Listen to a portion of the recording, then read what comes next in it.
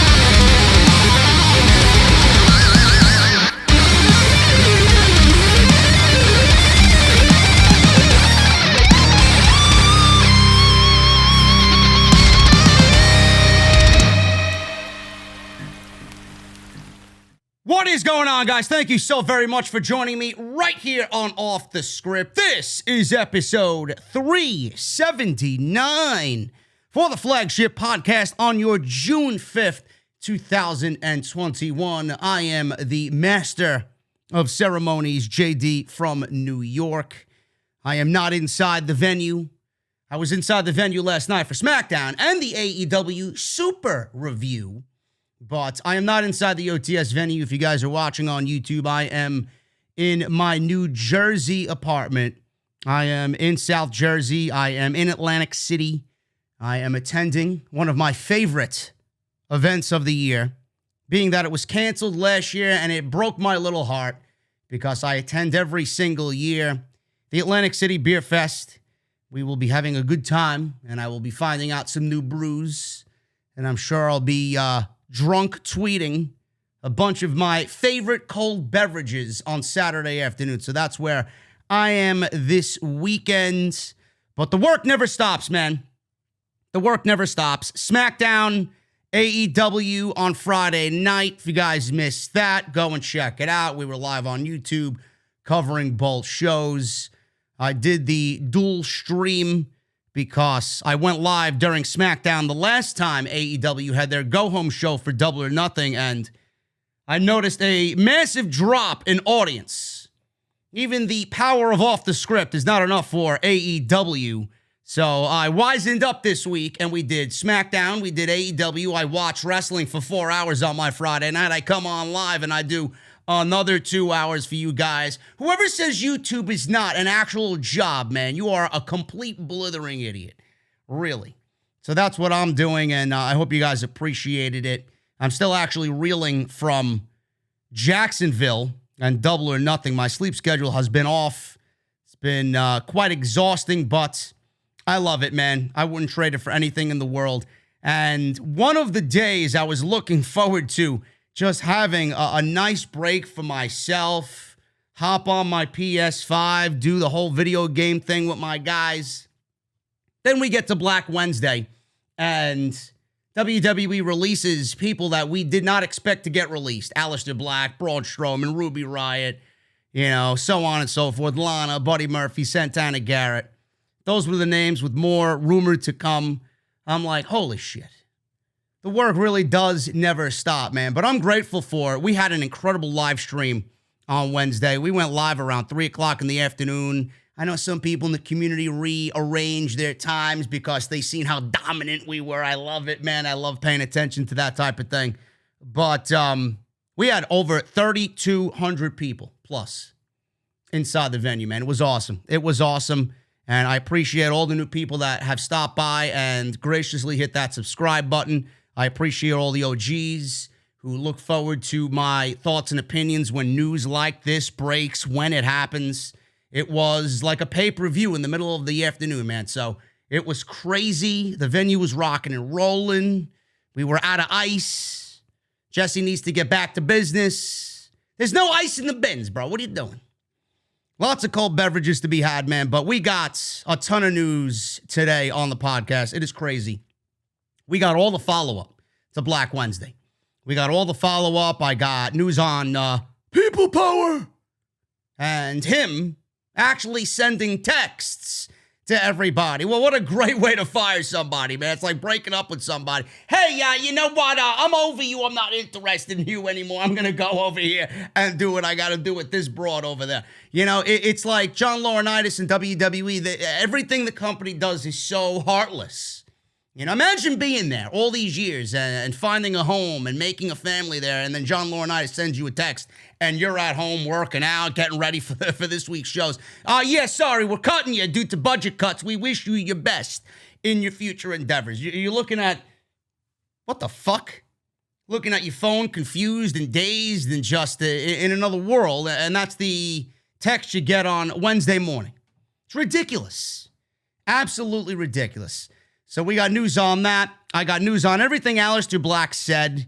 Some of it makes sense. Some of it just doesn't make any sense. News on Braun Strowman, exactly how much money he was making and why Vince McMahon cut who we all thought was a WWE lifer in Braun Strowman.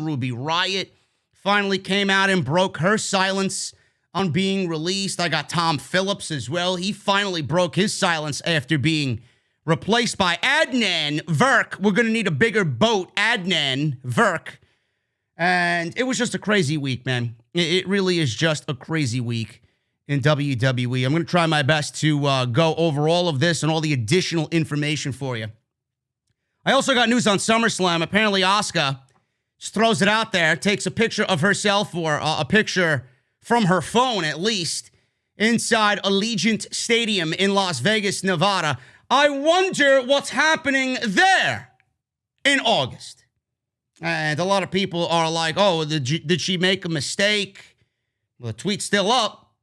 Clearly, WWE wanted somebody to do it, and they handpicked Asuka to kind of let the cat out of the bag before the Belmont Stakes happen on Saturday, this afternoon, where WWE was supposed to make the formal announcement to their NBC partners. So that's that. And everything is done with a purpose and a reason, folks. The tweet is there because that's exactly what WWE wants. And they let Asuka do that because that's what they want you to know. And then Brock Lesnar, apparently WWE is setting plans in motion for Brock Lesnar's return. His name was mentioned quite a few times on Monday Night Raw. I wasn't sure if you were paying attention to Raw. If you weren't, I don't fucking blame you. I mean, most of the people weren't even watching Raw this week with the dismal rating that it got. And don't blame Memorial Day, clowns. Like there hasn't been Memorial Day every other fucking year before this year. WWE is conveniently mentioning Brock Lesnar. They conveniently reactivated his profile. Back on WWE.com, they moved him from the alum to the active roster. I wonder why. Is there anything that's happening? Anything that's happening this summer in Las Vegas? Oh, that's right. SummerSlam is happening, man. You're going to see the Lesnars and the Edges and the Cenas all come out of their fucking caves for SummerSlam. So that's exactly what's happening there. Got news on WrestleMania. I got news on WWE going back on tour. There's new edicts in place. WWE's getting a new ring. I got a ton of shit, man. Ton of shit to go over. So let's not waste any time. This is episode 379. I thank you for being here. Quickly, follow me on social media at JD from NY206. That is on Twitter and Instagram. Hit that subscribe button down below. Turn on that bell for all notifications.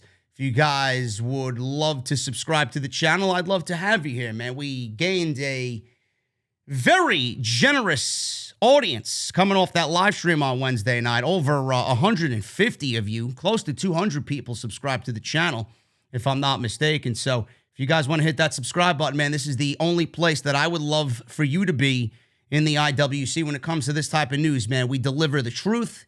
And sometimes the truth hurts, but that's what I built my brand and my reputation on. So if you guys enjoy that type of content and you don't want anybody dancing around the topic and the hard-hitting questions and is going to go right for the jugular, that's exactly what I do here on Off the Script. I don't hold anything back. So hit that subscribe button. Make sure you guys hit that thumbs up as well. I'd love to get at least 1,300 thumbs up on this video.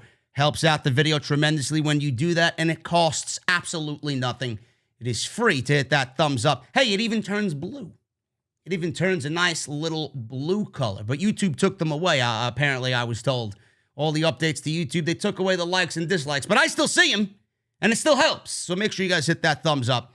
Today's show is sponsored by my great friends over at Dr. Squatch. Still waiting on my shampoo, Squatch. Seriously, I got to order fucking triple next time because I love it so much. Dr. Squatch is the only thing that's going to get me through the summer, man. You guys want to look good, smell good, feel good this summer. Stop sweating like a fucking wrestling geek, man, really. You know how many geeks I seen down in Jacksonville that I thought to myself, I know this guy ain't using Dr. Squatch. You got to use Squatch. You got to use Dr. Squatch, man. That is drsquatch.com. Use code SCRIPT at checkout for 20% off. You will thank me later, believe me. I love it. I don't put my name to anything that I don't believe in or use. Dr. Squatch is the place, drsquatch.com. Use code SCRIPT at checkout. And if you guys want to support the podcast via other ways, there are two other ways to do that, great ways. Patreon, patreon.com/JD from NY206. You guys get the Insignia baseball bat beer mug there, exclusive to patrons who sign up annually. We got the Are We Live branded t-shirts. Excellent quality there. Go and check that out. Patreon.com/JD from NY206. And if you guys want your generic Off the Script t-shirts, well, not generic. Everything is great. But if you guys want the home, the shop of Off the Script, that is bonfire.com. That is linked down in the description with all my great family of sponsors here on OTS. That's bonfire.com. Let's start at the top, man. Johnny Laurinaitis, people power. People power. Johnny Laurinaitis. This guy sent out a text to WWE's roster that they let go on Wednesday about the recent releases. As you guys know, and probably are sick and tired of hearing their names by now, Braun Strowman, Aleister Black, Lana, Buddy Murphy, Ruby Riott, and Santana Garrett were all released on Wednesday. Meltzer mentioned on this week's Wrestling Observer Radio for the first time that WWE had John Laurinaitis, who is the head of talent relations, sent out a text message to all the current talent that is still under WWE contract with the company about Wednesday's talent cuts. Meltzer says this, and I quote, You know what else is interesting? Usually when they cut people, but they sent out a memo, actually a text message, to all of the talent informing them of these cuts. Yeah, that was a mass text sent out to all the talent from John Laurinaitis informing everyone of the 6 people cut. As far as I know, that's never been done before, end quote. Meltzer was unsure as to why WWE would use this tactic, considering they announced the releases on their website, and that is the way the talent usually finds out about everything. I guess Johnny Laurinaitis and WWE wanted to be a little bit more upfront and personal with the roster. They felt like maybe this was the right way to go about it, instead of the roster hearing about it like the fans do first on social media. Maybe they wanted to give them, the active roster, the heads up about who was being released. So I don't know what's going on there. It is very strange that they do things differently from what they usually do and are accustomed to doing. I don't know. I want to, seriously, I want to think that this was a nice tactic, a respectful tactic by WWE to let the roster know that these 6 names were being let go. They could, air their grievances and give their support and sympathy to them before the fans do. I want to look at it that way, but with the suits and ties in this company, I don't really find any goodness in their hearts at all. So that's exactly how it was done. So I'm assuming not only the roster, but I'm assuming all these people were given a text message as well. These 6 individuals that were fired, they were let go. Let's be real, they were fired. And John Laurinaitis reached out to them, I'm assuming first and foremost, via text message.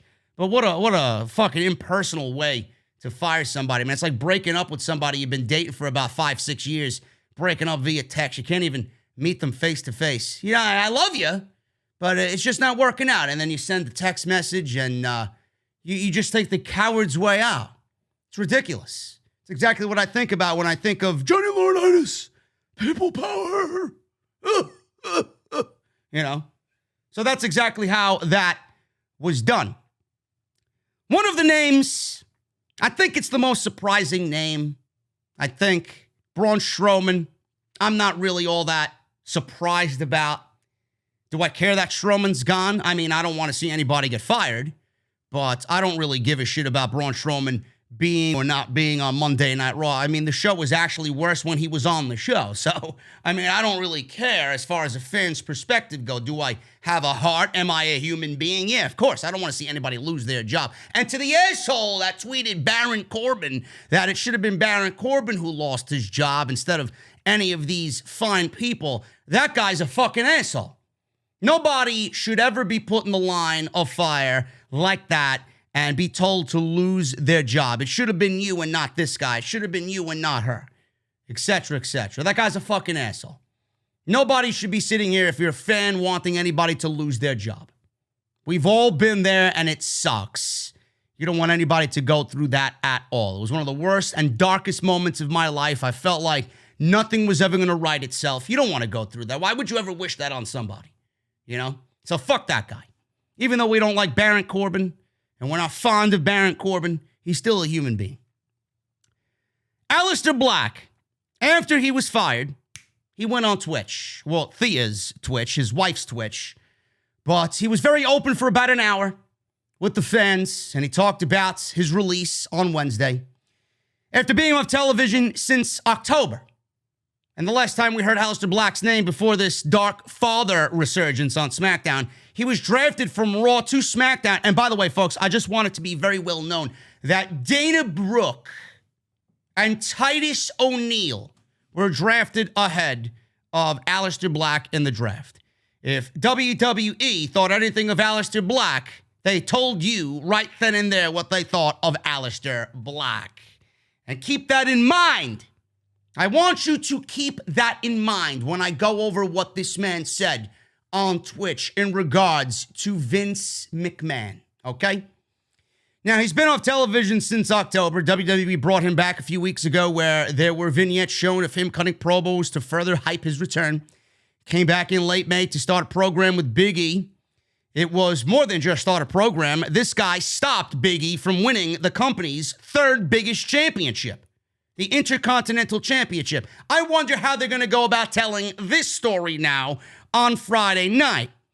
Last week, both stars didn't appear on Smackdown as WWE reportedly wanted to give the storyline a week to quote-unquote breathe. When is WWE ever in the line of business to make storylines breathe? We just think that when someone's on TV and off TV that it's typical WWE. Hey, they ripped up the fucking script. They were in the original and then they were omitted from the last one. So it must have been some bullshit politics backstage 30 minutes before the show went live on Fox. Nobody thinks much of it. Do you ever think that WWE holds people off TV because they want storylines to breathe? I don't think so. You always think the worst with these people because that's what's reported. And what's reported in that sense, I always believe. Give me a break. Fightful Select and Sean Ross Sapp reports that this storyline had no long-term endgame, and many of those associated with putting the storyline together didn't even know why or how he was going to be used moving forward. And then he was released. None of these people knew that he was going to be released at all. They didn't know what the end game was, and they didn't know he was going to be released. It was added that creative was told to stop making pitches for Black, but the creative weren't told why. So Black previously commented on his WWE release. He noted on Twitter that he's not mad at all about his departure before plugging his wife's Twitch. Come and hang, let's talk. So Black noted on this live stream on Twitch that when he was informed of his release, he was told it was due to budget cuts. Now, I find that very difficult to believe. I'm going to go in pieces here. I'm going to give you a piece of information, and then I'm going to go over it. I find it very difficult to believe that Aleister Black was cut due to budget cuts. Now, Braun Strowman's a completely different story. Braun Strowman reportedly was making $1.2 million a year, and that is just his active contract. That does not include merchandise, bonuses, this, that, live events, gate. It doesn't include any of that. He's making $1.2 million clean. That is a cut that is in line with why he was released. Budget cuts. Aleister Black wasn't released due to budget cuts. I can't imagine Aleister Black making $150,000, $200,000, maybe $250,000 a year. He might be even less than those numbers. I don't know. But Aleister Black was not cut due to budget cuts. So that's bullshit right there. They lied to him. Johnny Laurinaitis lied to him right then and there. Sorry, Mr. End, you were cut due to budget cuts. Bullshit. He referred to the character as the devil with memory loss. He knew he'd done something bad, but couldn't remember what. Yeah, you got called up to the main roster, Mr. Tommy End. That's what happened. You let yourself go for the greener pastures of the main roster, and then you were sent to Monday Night Raw to slide a slow death. A slow and painful death, just like the actual show on Monday night. What did he do wrong? He did nothing wrong. WWE did him wrong by putting him on the main roster. WWE did him wrong by pulling him from the grasp of Triple H, where he was nicely coddled and safe. He didn't do anything wrong. WWE, I'll tell you what, when you get to the main roster, it's almost like they fucking poison your brain. Anything bad about WWE, it seems like we are usually right as fans. The guy behind the character knows that we as fans are right, but they always speak so highly of Bruce and Kevin Dunn and Vince McMahon and Johnny Laurinaitis and creative. Everybody was so great to me on the main roster. No, they weren't. No, they weren't.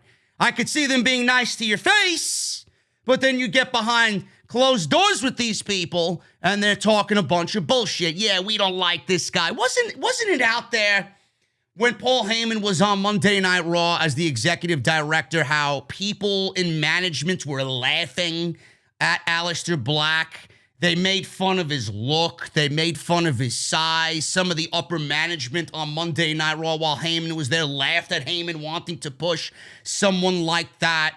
Didn't they refer to Black in that group with Humberto and Garza and Andrade and Buddy Murphy? Guys like that. Didn't they refer to them as the catering crew on SmackDown? Correct me if I'm wrong. Didn't they refer to Black as being a part of the SmackDown catering crew, thinking they're going to get pushed on Monday Night Raw? Wasn't one of the upper management suits making fun of Black, saying that this guy looks weak, he looks like he can't kick anybody's ass? This is exactly what I read, and you know what? You can call bullshit on those reports all you want. I believe every fucking word of those reports because that's exactly how WWE management thinks of its talent. So, yeah. That's exactly what happened to Black. They fucked him over. He didn't do anything wrong. WWE did him wrong. He defended WWE Creative and put them over, but noted that the dialogue in his promos was written for him. That's a problem. That's a problem. That is a big problem in WWE. I don't know why you would be scripting dialogue for somebody that speaks so well, who clearly doesn't need any of your help. This is the level of trust in WWE. This is the level of political bullshit that happens in WWE as well. I mean, just look, for example, at Rhea Ripley. Do you look at Rhea Ripley and say, man, I can't wait for Rhea Ripley to cut a promo on Raw, man. She sounds so great. All I think about is, what the fuck did they do to Rhea Ripley, man? She sounds like a fucking android. Rhea Ripley. Might as well call her fucking Rhea Flair at this point. She's got the fucking CPU storage of Charlotte Flair updated somewhat. It's fucking ridiculous. She may be a previous version of what Charlotte is now. It's unbelievably cringe every time she speaks. Charlotte, you think you are the queen, but I am going to remove you from your throne. This is somebody who supposedly is metal and fucking, punk rock and fucking anti-establishment, and they got her there looking like a fucking freak. She looks absolutely ridiculous, and they ruined her, poisoned her, calling her up to the main roster. They gave her the championship because, let's be real, folks, I mean, what the fuck else were they gonna do? But look at what they have done by scripting her and allowing her to go out there and sound like an android. It is awful. I was once a Rhea Ripley fan, as were you guys. No longer. No longer. But this is the vision of a 75-year-old fucking senile Vince McMahon. It is ridiculous. Black should not have anything written for him. He defended WWE Creative. You could defend them all you want. The fucking 60, 70 writers that they got, how many of their ideas actually get through the cracks in WWE Creative? How many of their ideas actually get approved by Vince and by Bruce and by everybody on that fucking writing panel that makes the decisions? Seriously, you're defending these people. They may have great ideas. You could defend them all you want. But creative is not the 70 fucking pencil neck fucking geeks sitting in creative. Creative is Bruce. Creative is Vince. And that's it. The buck stops with Vince. How many times has Triple H said it? Doesn't matter what they write. They might have ideas greater than what Vince and Bruce come up with, but you're never going to find out. And why won't you find out? Because they trot around in the back thinking that their balls are bigger than anybody else. You think Bruce is going to allow some fucking pencil neck geek and creative to have better ideas than him? Vince wants to hear from nobody but his yes men. That's it. This is 70 fucking payrolls, 70 fucking paychecks on the payroll that should be fired. What is the use for them? There's no use for them. They're hardly used. How would you feel being on the writing team? Writing all week for the next week's show, only to show up in the venue, 7:30, you think your fucking ideas are going to actually go through and make the show. Vince rips up the script. That's the type of environment you want to work in? I know it wouldn't be for me. I would have opened my mouth long ago and I would have been fucking thrown on the street. I'd be in unemployment with fucking Lana. Ridiculous. Bruce is never going to allow anybody's ideas to filter through because he doesn't want his job security in danger. Imagine if fucking Billy Bo Bob Joe in creative has got a better idea than Bruce Pritchard on a consistent basis. Don't you think that somebody is going to be a threat to Bruce Pritchard and everybody in Vince McMahon's camp? They don't want that. All they give a fuck about is burying who they don't like and pushing who they want and who they like and making mega money off of Vince McMahon's fucking watch. That's all they care about. Give me a break. Aleister Black should have never been written for. Simple. He should have always been somebody that penned his own promo with somebody proofreading it and going over, but it needs to come from him. A guy like that and a character like that, that needs to come from him. I'm sorry. Black noted that he was told his segments did good ratings. What segments? Guy's been on fucking TV all year. What fucking segments? He's been noted to tell everybody that, or he was told that his segments did good ratings. What, sitting in catering now is a part of the demographic? Holy shit, what ratings are we talking about? Does Titus give out fucking cue cards in the back or surveys in the back to grade his cooking for the evening? Oh, it was satisfactory. What would you do better? What would you like to see on next week's menu? What is he talking about? His segments did good in the ratings. He sold a lot of merchandise, but he did wonder sometimes why things didn't work out. He made it clear that he is very grateful to WWE, Vince McMahon, Triple H, Paul Heyman, and everyone he got to work with. Aleister Black then detailed his struggles to appear on WWE television as he added that his last couple of years in the company were a slow death and explained how all of his pitches were rejected. It is a slow death, he says, so he knows exactly what it feels like as far as a fan watching Monday Night Raw. We feel the same thing that he felt. We watched his career die a slow death with all the potential that Black had coming up from NXT. To see him slowly wasted away to where we see now that he no longer has a job, a slow death couldn't be any more perfect of an analogy. He says, and I quote, "It's bittersweet because I owe everything to WWE, not to diminish my prior work, but obviously my prior work had gotten me to the dance. And you know, I think the last 2 years were a slow death for me. I think that it was very hard to get to the creative side of things and get them approved, despite numerous conversations that I've had with Vince and everybody trying really hard. It did numbers on my self-esteem as well. I'm sure it did. And you're not the only one who says that. Anybody in this guy's shoes thinks that they probably fucking suck as a professional wrestler. Anybody in this guy's shoes, their love for the sport becomes, I can't stand this fucking profession. Should I be doing something else with my life? That's how WWE makes you feel. In fact, I would not be surprised if that is their fucking sheer goal as a company, to make you hate your fucking life. It really does just come off that way with a lot of people. Eric Young, when he was released and he went to Impact, he detailed, I love pro wrestling, but being there, it made me hate pro wrestling. Everybody feels the same way, whether they want to admit it or not. This is him just kind of not saying that, but he's more about it focusing on himself. His self-esteem obviously took a massive fucking blow, as it should. A normal human being would feel that way. That's not abnormal. So we feel him in that. Because at one point, you're like, the ratings are good, the numbers are good, the merch is good. Why are we not? It's like one of those things where they like the word intrigue was always there. Oh, we find you very intriguing. I'm like, okay, good. Let's present something there. Let's do something. I have thrown so many things at the wall because I keep creating. I keep creating characters and gimmicks and storylines over and over and over and over. And you know what? It's my character.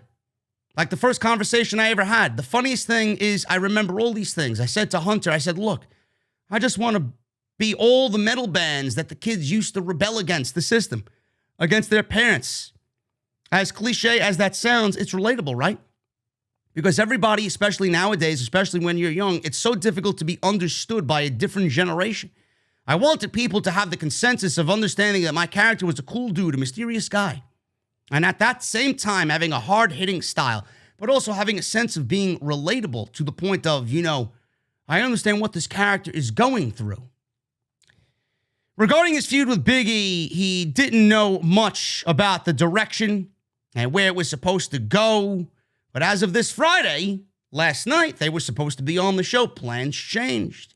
Said that reports of his request to go back to NXT getting shut down weren't the case, but rather WWE was open to the idea. However, WWE wanted to go with another idea instead. He also said that the reports of Vince McMahon not being high on him weren't true at all. As he said, McMahon was very high on his character. Folks, this is where I draw the line, and this is where you pinpoint a bullshit artist, and I'm very good at pinpointing a bullshit artist.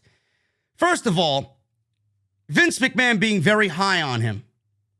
If Vince McMahon was very high on Aleister Black, he wouldn't have had Aleister Black come out on his first night after we all saw him in NXT as exactly what he said he wanted to be. He wanted to be like all the heavy metal bands that the kids used against their parents to rebel against the system. That's exactly what he was. He was unique. He was mysterious. He offered something different. He had a taste of the old school mixed in with the new school. He had that attitude and that look that would absolutely appeal to this generation's audience. They did nothing with it. What did they do? They put him with Ricochet, who's also another fucking lost cause and a failure on the main roster. They took two singles guys and paired them together, and neither of them have any similarities whatsoever. The only similarity that they had was that they were tag team partners mashed together in the Dusty Classic. I would have to wonder that somebody in management saw their match against the Viking Raiders at TakeOver New York and said, maybe we should use these guys as a tag team based on how they worked together in that match. Then WWE broke them up. They had him sit in a fucking broom closet looking to pick a fight with somebody. Then they paired him with Cesaro. They had him go against Buddy Murphy, who had great matches together. He and Murphy did. Then they had him sit home for how long? They had him do nothing. The draft came, and they drafted Dana fucking Brooke and Titus O'Neil, who doesn't even wrestle. They drafted both of them over Aleister Black in the draft. I don't even need to go on and continue on my rant. But Vince McMahon was very high on him that he drafted an inactive performer over Aleister Black. If Aleister Black was so big in WWE management and so big in WWE creative and he was so high on Vince McMahon's lists of priority, don't you think he would be drafted in the first or second round? I'm sorry, I'm failing to see where you rank in Vince McMahon's priorities here, the way that you're saying, Mr. Black. Then they had this guy sit home all year and do nothing up until about 3 weeks ago. If you were so high on Vince McMahon's list of things to do and guys to push, you wouldn't have been sitting on your fucking couch watching Friday Night Smackdown with the wife every fucking week. You'd be there at the arena. But I guess collecting a paycheck just sounded good at the time, and I can't blame him. It sounds like a damn good life to collect a paycheck and sit at home with your wife and pretend to be a WWE superstar. I get it. You gotta be nice. You're still contracted to these people for 90 days with your non-compete. But let's cut the bullshit. You were not high on Vince McMahon's list of things to do. You were not high in management's eyes. They fucking hated you for whatever reason. Your wife going and doing what she did didn't help causes either. But nobody's ever going to find out about that. You're never going to hear that information. Bullshit. They fucked this guy up. If he was a big deal, this guy would have been all over the place. This guy could have been the face of WWE for years to come. And they dropped the ball tremendously on everything Aleister Black. Vince McMahon apparently was very high on him. That's all bullshit. He wanted to go back to NXT. They turned that down, right? Vince McMahon told him, listen, that's a good idea, but we're going to work on you and do what you got to do here. So apparently Vince McMahon bullshitted him enough to a point where he thought that he was going to be used on the main roster, and he was okay with them turning down his NXT request. If you were so high on Vince McMahon's list and priority of things to do on the main roster, Why would you be asking to be moved to NXT? It doesn't make sense. But I get it. I get it. You got to be Mr. Nice Guy Black. So yeah, bullshit. And they weren't going to move you back down to NXT because if you move back down to NXT, then they would have actually did something with you. They would have reinvented the wheel with Aleister Black. They would have revitalized Aleister Black. They didn't want that. They wanted you suppressed for whatever reason on the main roster. They didn't want Triple H and his team to outstage Vince and his fucking clown parade. That's why you weren't moved down to NXT. And that is the cold hard fact. You're not going to be in NXT to be made into a superstar all over again and a big deal all over again. Well, Vince McMahon could have easily did that, and he refused to do so. It would make him look bad. So it was previously reported that when Heyman was the executive director of Monday Night Raw, he was one of the people behind the scenes to get Black pushed, along with Andrade. But he was removed from that spot, and those pushes for all those guys that were Heyman guys on Raw were stopped. Black also talked about not believing everything you read and how some things can be taken out of context. He used the NXT example that I just mentioned. When he was gone for 7 months, he was originally told he would be off TV for a few weeks. He was bummed out to learn of the other releases. Black also noted that he thinks he has a good 10 years of wrestling left in him and is open to the idea of starting a wrestling school. Listen, man, I get it. I get it. Tony Khan can't sign anybody. Or everybody, I should say. He can sign anybody he wants. He's not going to be able to sign everybody. You got to look at what your payroll is and if you can manage that by bringing in names. But I said this about Samoa Joe, and that still rings very true in my heart.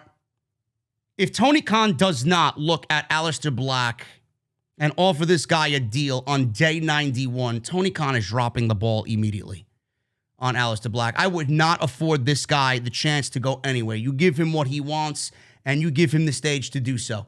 These are the types of guys, a Murphy and a Joe and a Black, those, and even Ruby Riott with the women's division. These are the types of names that have been held down for so long and possess so much potential that WWE just didn't see it. And if they did, they didn't care. I want these types of guys and women to get the opportunity on a bigger stage, just as big of a stage as WWE, and get that opportunity and use it as fuel to make Vince McMahon regret every fucking decision. Now, Vince, in the end, is not going to regret anything because he's always going to be making his money. He doesn't need a Black or Strowman or Joe or a Riott or a Lana or a Buddy Murphy or any of these people that he's fired previously. And Andrade, he doesn't need them. He doesn't need them.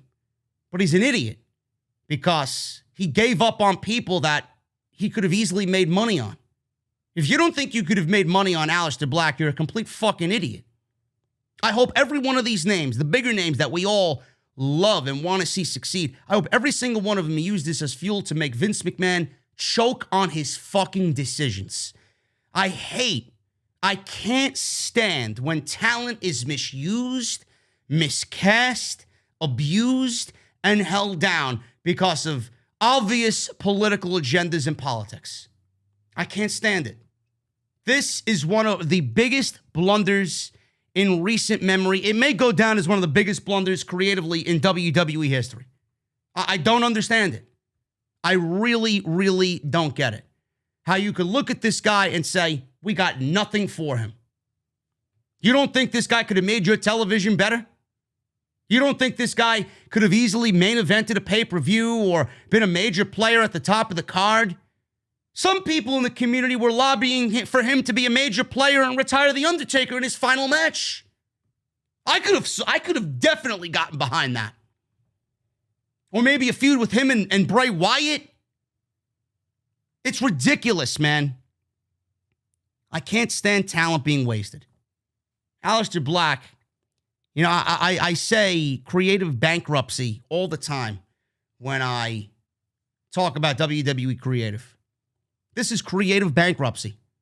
This is creative fucking career sabotage. That's exactly what he went through. I hope that listen, we could all feel bad that he's going to be out 90 days, but this should be looked at as a celebration. The death of Aleister Black, the return of Tommy End. He's going to be fine. He's going to do well for himself. And like I said, if Tony Khan is saving some money and putting away that rainy day fund, that rainy day fund needs to go to guys like Joe, Black, Andrade, and Ruby Riott. I would absolutely love to see all four of those names in AEW. If you don't think those names are going to make a difference collectively in AEW, then you're a complete fucking idiot. You're just making AEW stronger by the week with all of these budget cuts. And I find it funny. Someone told me that none of this has to do with the AEW effect. WWE is just looking to simply sell the company. Are you fucking kidding me? All these guys were re-signed, had contracts restructured, had contracts given to them in the 5-year range, multi-million-dollar range. Why were they given contracts of this length and of this amount? To keep them away from companies like AEW. Of course it's the AEW effect. Everything might not be the majority AEW effect, but every decision that this company makes is part of the AEW effect. If those contracts were given out and AEW wouldn't be a thing, half of these people might not have been released. It's ridiculous. They also might not have been given those contracts.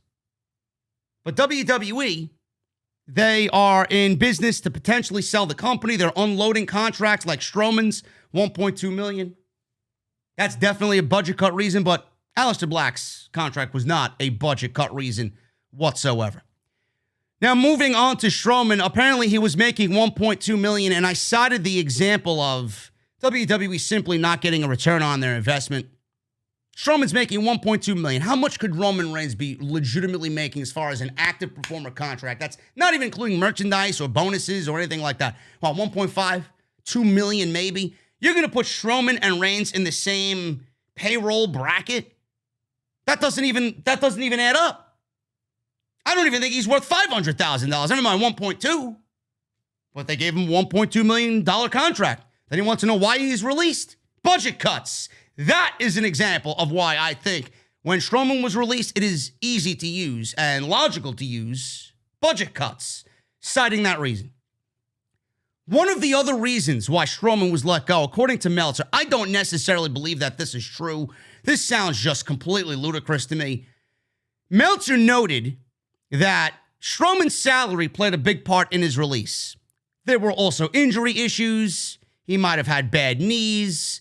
He was in the main event of Backlash just a couple of weeks ago with Bobby Lashley and Drew McIntyre. I believe he had broken a rib in that match. People were wondering why he wasn't on TV for the last couple of weeks, and then they released him. I do think he was hurt. I do think he had a broken rib in that match.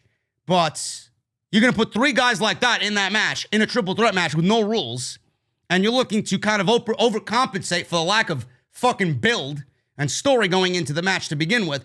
They had a hard-hitting brawl. It was a very good match. And that's exactly what happens in those types of matches. You are coming out of a match like that. You're lucky that you only had a broken rib. So Meltzer also says injuries played a fact. And the fact that he has other guys, Vince does, on the roster that are just as big as him. Exactly who? Meltzer says this. They made a list, and these were the guys that Vince decided he's got nothing for them, so that's who he decided to cut. I think a lot of people were surprised by Strowman. There's a couple of things that hurt Strowman. Number one was his salary. It's one thing when you're paying $250,000 for somebody that you do very little with, but you can always have them run around and do the 24/7 title gimmick stuff, but you can't put Strowman in that type of situation. The big problem is that he had a big contract. End quote. So it's amazing, man. You go and look at his contract, 1.2, and WWE clearly signed him to 5 years. They didn't want him to go anywhere else. He obviously took the deal. It would be stupid of him to not take the money. Then you look at people like FTR. They were being offered $750,000 a year. I love when people tell me, oh, it's not the AEW effect, man. You're an AEW shill. You're on the payroll. It was absolutely an AEW effect because AEW was obviously always going to end up with FTR, and WWE did everything and upped the sum 3 or 4 times when they denied them FTR. They offered them more and more and more. And Dax and Cash said, no. Unless we get better divisions, unless we get a prominent role in tag team wrestling on this show, and tag team wrestling as a whole takes a huge priority to management and creative, keep your money and shove it up your ass. They didn't want to stay there. They saw the writing on the wall. I mean, look at the Good Brothers. They were given 5-year deals in the same vein as FTR, and they were fired after a year.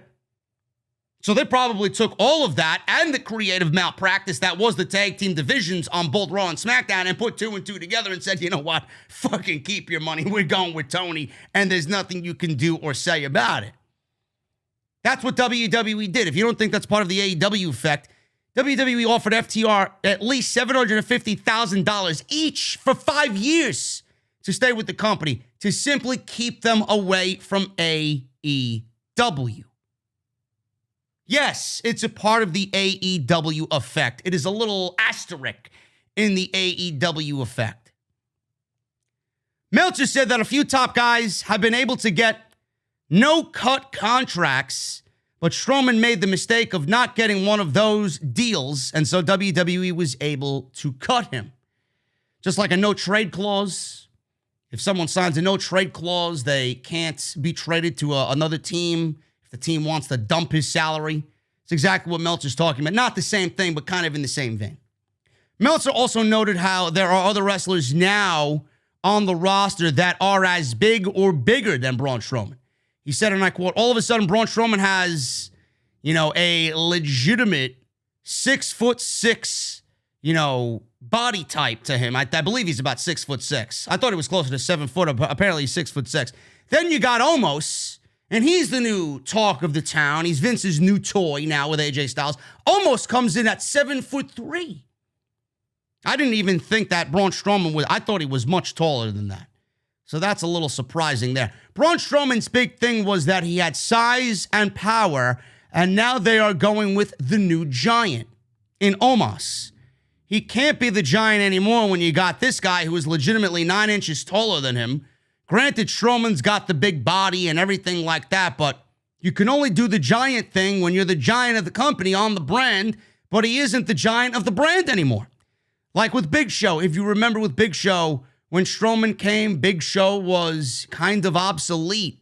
They put Big Show in there with Strowman to get Strowman over because Big Show was a good enough worker and had pretty good matches with Strowman.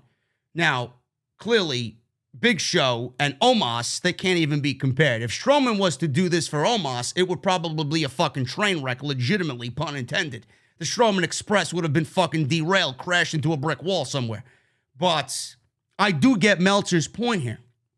But I think it's ridiculous when we all know that Omos' ceiling is incredibly low. You could have easily done more with Strowman creatively than you could do with Omos. It's ridiculous to think about, but this is the way WWE thinks. And Meltzer is only projecting this thought because this is the way WWE thinks. If there's one person that would know that, it would be Meltzer in all the years that he's covered pro wrestling. He has seen it all. The problem with Omos is he's not as good as Strowman. He's not as close to being as good as the Big Show. And so the big thing, under other circumstances, if they were going to make this cut, they would book Strowman in there with Omos and then have Omos beat him, and then they would cut Strowman. The problem is, if you think about it, is because the matches would absolutely, totally suck. See, he even said it. Before I even read the fucking article, I just told you. They got big guys there. You can't be the giant. He's not versatile enough to be something but a giant monster. He had that big contract, and basically it was expressed to me that he was 2 years past his peak, and he was getting high salary, and that was the other issue with Black and Buddy Murphy.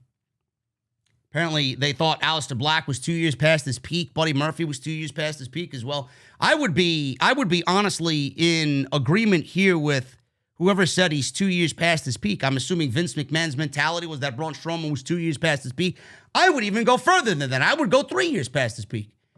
It was in 2017 that Braun Strowman should have been given the white-hot fucking push But WWE derailed. It was around that time when he wrestled Brock Lesnar at No Mercy. I believe it was 2017. That was the same year that Samoa Joe had wrestled Brock Lesnar at Great Balls of Fire. The build for that match was fucking fantastic. They should have pulled the trigger on Braun Strowman. Yeah, Strowman, or Samoa Joe, rather. They should have pulled the trigger if they didn't go with Joe on Strowman at No Mercy. You had a main event scene that year of Samoa Joe, Braun Strowman, white hot. Both of them were. Strowman, obviously, at the hottest point in his career, and Brock Lesnar. You mean to tell me you couldn't give this guy the ball and have him run with it for a couple of months, depending on how hot he was? That is absolutely ridiculous. That was the same year, I believe, correct me if I'm wrong, that Seth Rollins was the white-hot babyface on the show as well as Intercontinental Champion. That was when everybody was pro-Rollins. That Rollins should be the one to take down the Beast Incarnate, right? How did that work out? WWE killed all of his momentum. They booked him to be a fucking pussy babyface.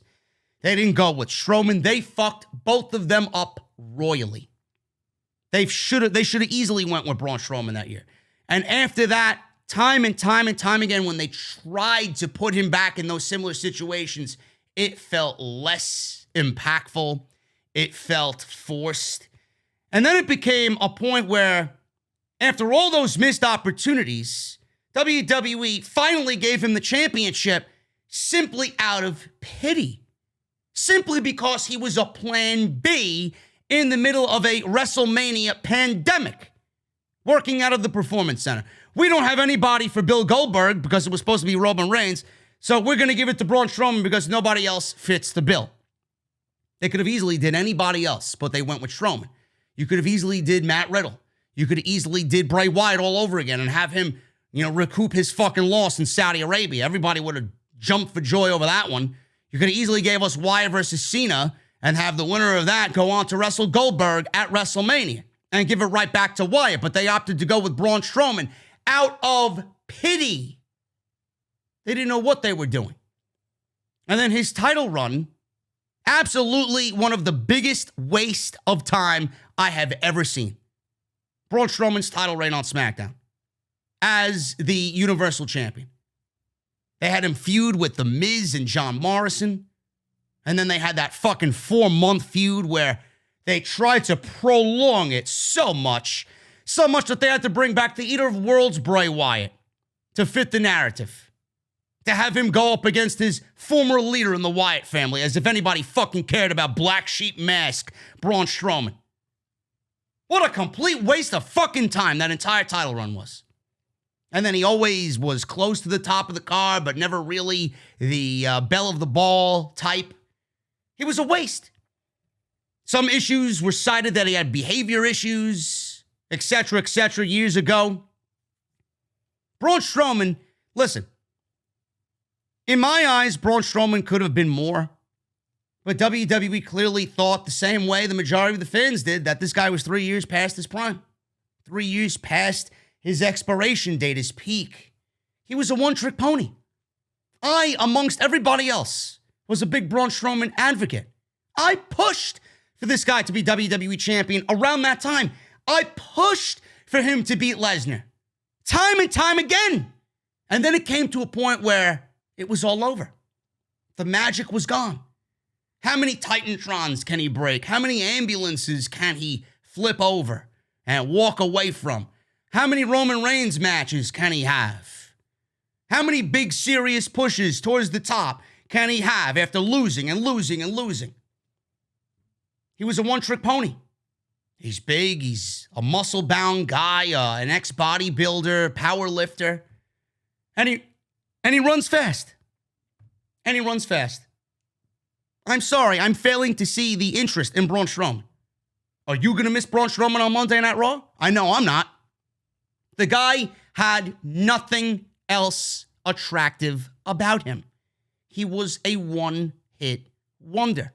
And that one hit, you can't be repeating it year after year after year after year. The fans grew tired. WWE Creative, I'm not giving them a pass here. They could have easily came up with something different, work with him, come up with a different situation, book him in a different way. They just refused to. They only saw exactly what we saw. A one-hit wonder. I don't know where he goes. Do I want to see him in AEW? No, I don't. Will Tony Khan look at him? Probably. He's a former WWE champion. He main evented WrestleMania.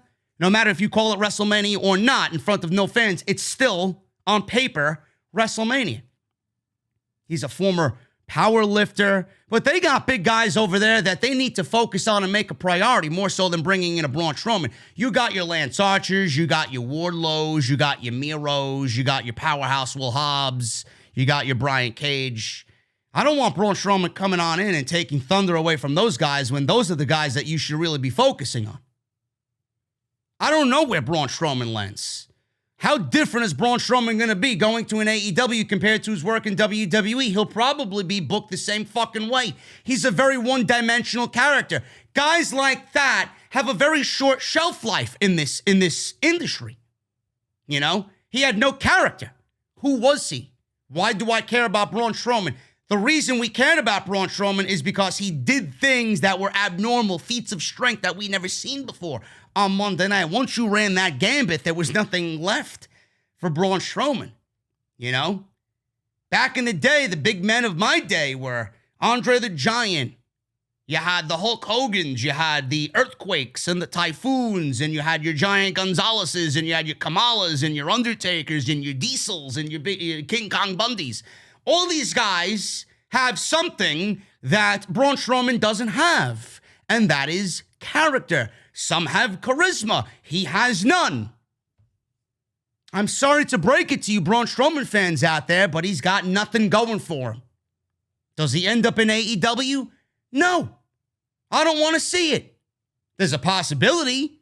It's a major TV network. He's probably going to be looking for the biggest money deal. Does he go to Japan? I don't see him thriving over there. That may be a completely different cultural shock and environment to him. Maybe he goes over there and gets better. Maybe WWE looks at him in another 3-4 years. I don't know. The only other company that I could see him ending up in is Impact. I could see him in Impact. Does he take a much smaller pay cut to work Impact Wrestling? Listen, bro, maybe you shouldn't have shit on all the independent workers during the pandemic last year, telling them to go get real jobs. Hoop Media told me today, and it's something very, very eye-opening. You know, Hoop Media, one of my mods in the live stream chat that I do every week. You know, all the people that you work with coming on up to the top, you're eventually going to see coming back down. That's exactly what's happening to Braun Strowman. You know, now looking back at that, you know, I want you to take into consideration how serious Tony Khan is about what's going on in the environment of pro wrestling. He's got his finger on the pulse. You don't think that man knows exactly that those comments were made, especially coming off of an Evil Uno Instagram post? Someone on his active roster?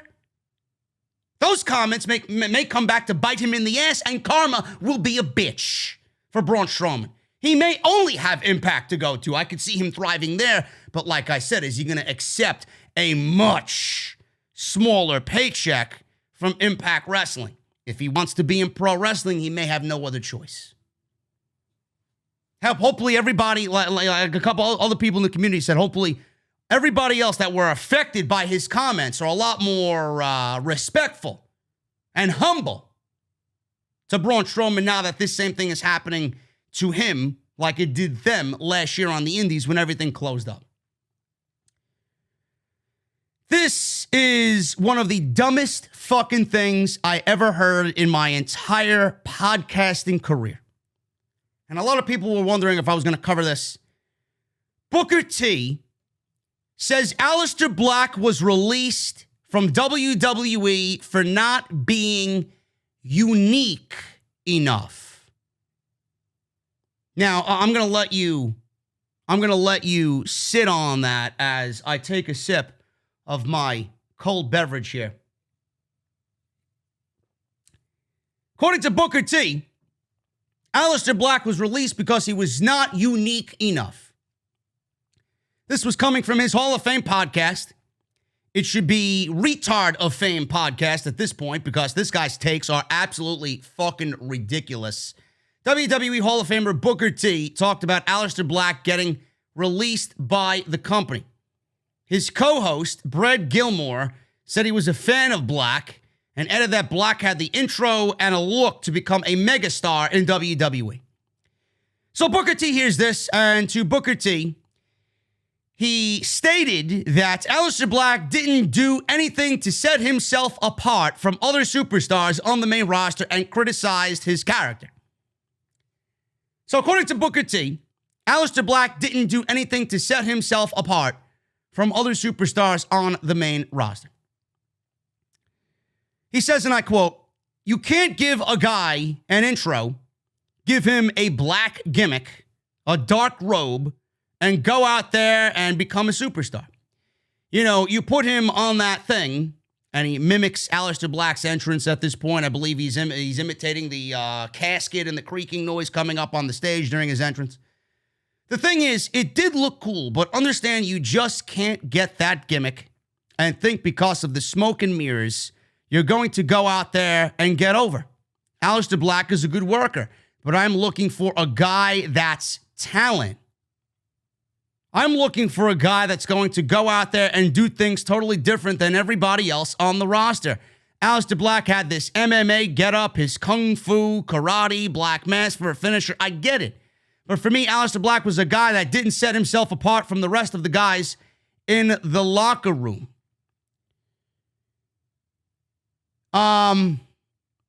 It sounds like to me Booker T might be thinking of somebody else. Either that or this guy took a handful of shrooms before he went on the air. Or maybe he really is this fucking brain dead. This may be the dumbest fucking opinion. At this point, I don't even label it an opinion. It's fucking sheer stupidity. It's words that I laugh at from a fucking so-called Hall of Famer that clearly doesn't know what the fuck he's talking about. Maybe working all those goddamn pre-shows with fucking, what's-his-face from Hot 97. And Sam Roberts is getting to your fucking brain. You give this guy an intro. You give him the smoke and the mirrors and all this stuff and the casket and the candles and the beautiful-looking font that differentiated his name from everybody else on the roster. I mean, to me, it sounds like WWE certainly put, actually, I don't want to say WWE, Paul Levesque, Triple H, and his team put a lot of effort into making Aleister Black into a fucking success, into a main event superstar. Why are you talking about all this other shit that they did to perfection to craft the Aleister Black character and then tell me that he needs more than that? How the fuck do you know what he needs when he was never given the stage to show everybody what he's made of? Fucking stupid. They don't do that just for anybody. The candles and the fucking code orange playing this guy to the ring and the different font and the texture of his fucking name when it pops up on the screen during his end. You think anybody just gets that type of treatment? No, but WWE, they're looking for talent. How the fuck do you know who's talented or not? Sitting in fucking catering. I'm looking for a guy that's going to go out there and do totally different things than everybody else on the main roster. I'm sorry, Mr. Booker T. When was the last time you seen this guy in the ring? Do you recall that he sat home for 6 months? And then before that, for another 8? Are you watching the same guy that we're watching? He needs to set himself apart from the rest of the guys in the locker room. He did that, and everything he asked for got turned down. Next time, stop sucking the WWE cock and actually tell your audience exactly what's going on. Oh, but you need to be on those fucking pre-show panels every fucking month. You're somebody that clearly doesn't give a fuck about Aleister Black's success. You just want to shill your fucking audience exactly what you want to shill them so that you stay in the good graces of Vince McMahon. Fuck out of here with this shit. Booker T then went on to state that he was very shocked to see Braun Strowman get released, as he was one of the top superstars in the company. That's a big stretch there as well, Mr. T. Booker T said he believed the reason for Strowman getting released was due to the WWE having difficulty in finding credible opponents for him. They couldn't find credible opponents for Braun Strowman? So let's release him because we have no credible opponents for him. So what you're telling me is that WWE had no creative for him. Is that what you're telling me? Has nothing to do with his $1.2 million contract that they were sitting on. Says, and I quote, "Yeah, it definitely made me go, wow, Braun Strowman. And then I started looking at it from a business perspective. If it is true, the rumors out there saying that Braun Strowman had a huge contract and he was making a lot of money. When doing budget cuts, that's the one thing you're going to be thinking of. Who do we really need? Who's the guy that we really need here to keep this thing running?" And, take nothing away from Braun Strowman. He was an enigma. No, he wasn't. He was a one-trick pony that ran the gauntlet 4 years ago, and died then. He was only now still on the roster, hanging by a thread, and nobody gave a fuck about Braun Strowman. He was the guy, somewhat of a throwback to the guys that did it much before him. Look at Braun Strowman even being the enigma that he was. It was kind of hard to match Braun Strowman up with more than 2 or 3 guys on the active roster. I'm sorry. I fail to even believe that excuse for Braun Strowman. It has nothing to do with finding opponents for him. That's exactly what the job of a creative writer is supposed to do. You mean to tell me that of all the excuses, that's the one you're going with? The $1.2 million contract and the fact that the guy was injury prone had absolutely nothing to do with it. Give me a break. Booker T, I don't know who the fuck listens to those types of shows. I mean, Jesus fucking Christ. You gotta be some fucking middle-aged geek with no fucking life that surrounds yourself with pro wrestling 24/7. Oh, I'm gonna listen to Booker T today. To listen to that type of trash. Holy shit, man. The misinformation and the misguiding comments in this community make me physically ill. Ruby Riott. Ruby Riott issues her first statement after getting released by WWE. She took to Instagram and says this, and I quote, "Well, here it goes. I've never been good at this sort of stuff. Yesterday, in a matter of minutes, my life changed very drastically. But after some tears, some panic, and a full box of Oreos, I love me some Oreos, man. Actually, I just had one before I actually hit record on this podcast. Very delicious. The regular Oreos, not this shit you see yellow and pink, and they got some fucking pink Oreo. Jesus Christ, man. You eat that shit? Lady Gaga Oreos or whatever the fuck it was, man. That shit. So give me the original, okay? And I don't know how you guys eat your Oreos, man. I take the fucking top off and I eat the cookie, and then I eat the cookie with all the cream on it separately. Anyway, full box of Oreos. I was looking back at how lucky I've been to accomplish what I have. I never thought I'd make it to WWE. I've been honored to be a part of a squad of the most incredible women I have ever met.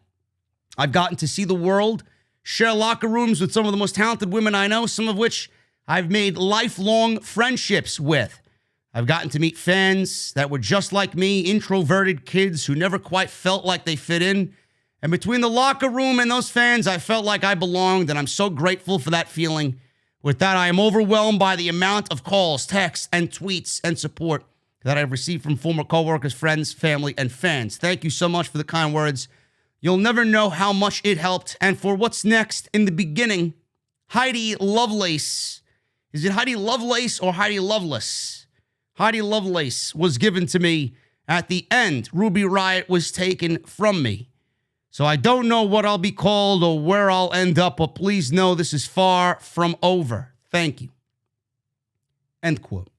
Ruby Riott joined NXT and WWE in 2016. She made her main roster debut alongside Liv Morgan and Sarah Logan, and they attacked Becky Lynch and Naomi in 2017, forming the Riott Squad. She never won any championships, which was fucking criminal. Ruby Riott should have easily been a singles champion, no question. But I mean, WWE should have easily given Ruby Riott and Liv Morgan the tag team titles at WrestleMania. I don't understand that. She was well respected in the locker room, and it was one of those releases that kind of hit the locker room hard, when they heard of her release. You know, she could end up anywhere. Seriously, she's one of those people. I probably put her number 2 on the list of this current crop of releases. It's going to be, for me, Joe Black and then Ruby Riott. And then probably Mickie James underneath that. Mickie James, I feel like, incredibly deserving of one final run. She's still young enough to do it. She would add every bit of value to a women's division that you could possibly imagine.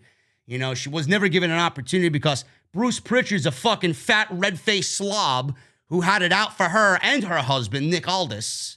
So that's why she got buried in WWE. But Ruby Riott, it doesn't matter where she goes. She is going to add so much value to whatever division she's a part of. I don't know what they're doing with Ring of Honor. I'm not really factoring them into anything, but she could make the circuit. She could work AEW. She could work Impact. She could work Ring of Honor. Whatever the case may be. The world is her oyster. She could go to Impact. They have an incredible women's division over there. You could do anything you want with her over there. AEW clearly is primed and ready for having their women's division break out. Anywhere she goes, she's going to be great.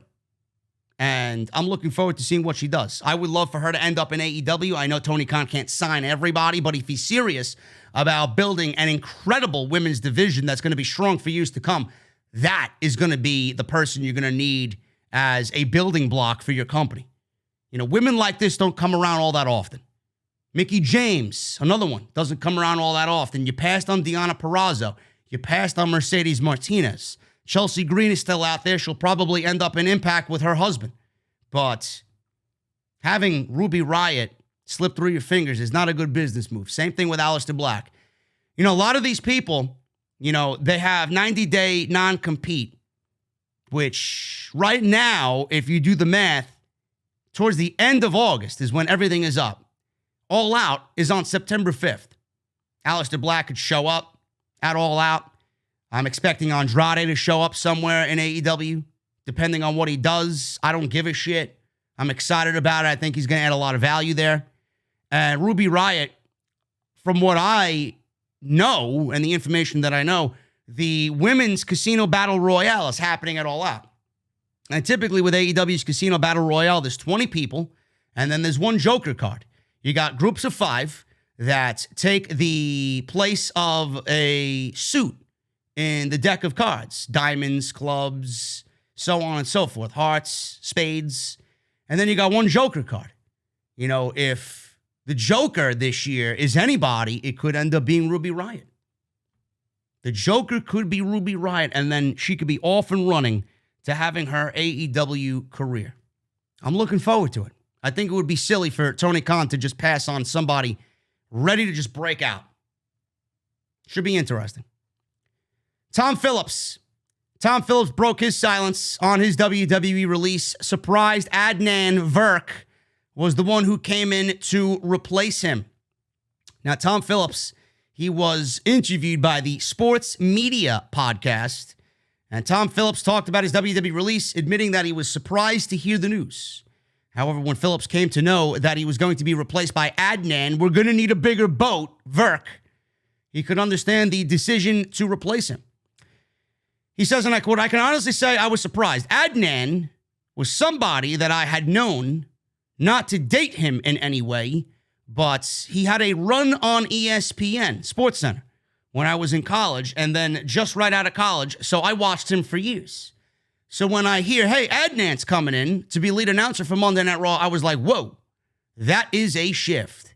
At the same time, I was like, man, I have all the respect in the world for this guy, Adnan Virk, in terms of what the job for Raw and SmackDown requires, what everybody refers to commonly in play-by-play as traffic, getting from graphics to B-roll to an interview, etc. I was like, well, this guy did SportsCenter, which is just one-way traffic, and then he did college football halftime shows. So I'm like, yeah, this guy's probably got the skill set to do this. So I was definitely surprised to be released, but at the same time, to hear the name of somebody like Adnan, I was like, okay, I get it. End quote. You know, that may just be his demeanor, and that's probably just him keeping in good relationship with everybody there. Maybe they bring him back for a future segment or a future spot or whatever the case may be. He's just keeping his book wide open.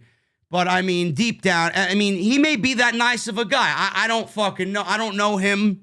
I don't know Tom Phillips from a fucking hole in the wall. But that, to me, I mean, that sounds too good to be true. That sounds like too good of a human being. There's somewhere deep inside that man that is fucking angry that he was replaced by Adnan Virk. He knows, no matter how many years he's been watching Adnan Virk, there's got to be one fucking piece of you that thinks this guy's coming on in to do my job, and you're bringing in somebody from outside who has not one lick of a fucking iota of a clue about what's going on in WWE, and you're replacing me with this guy?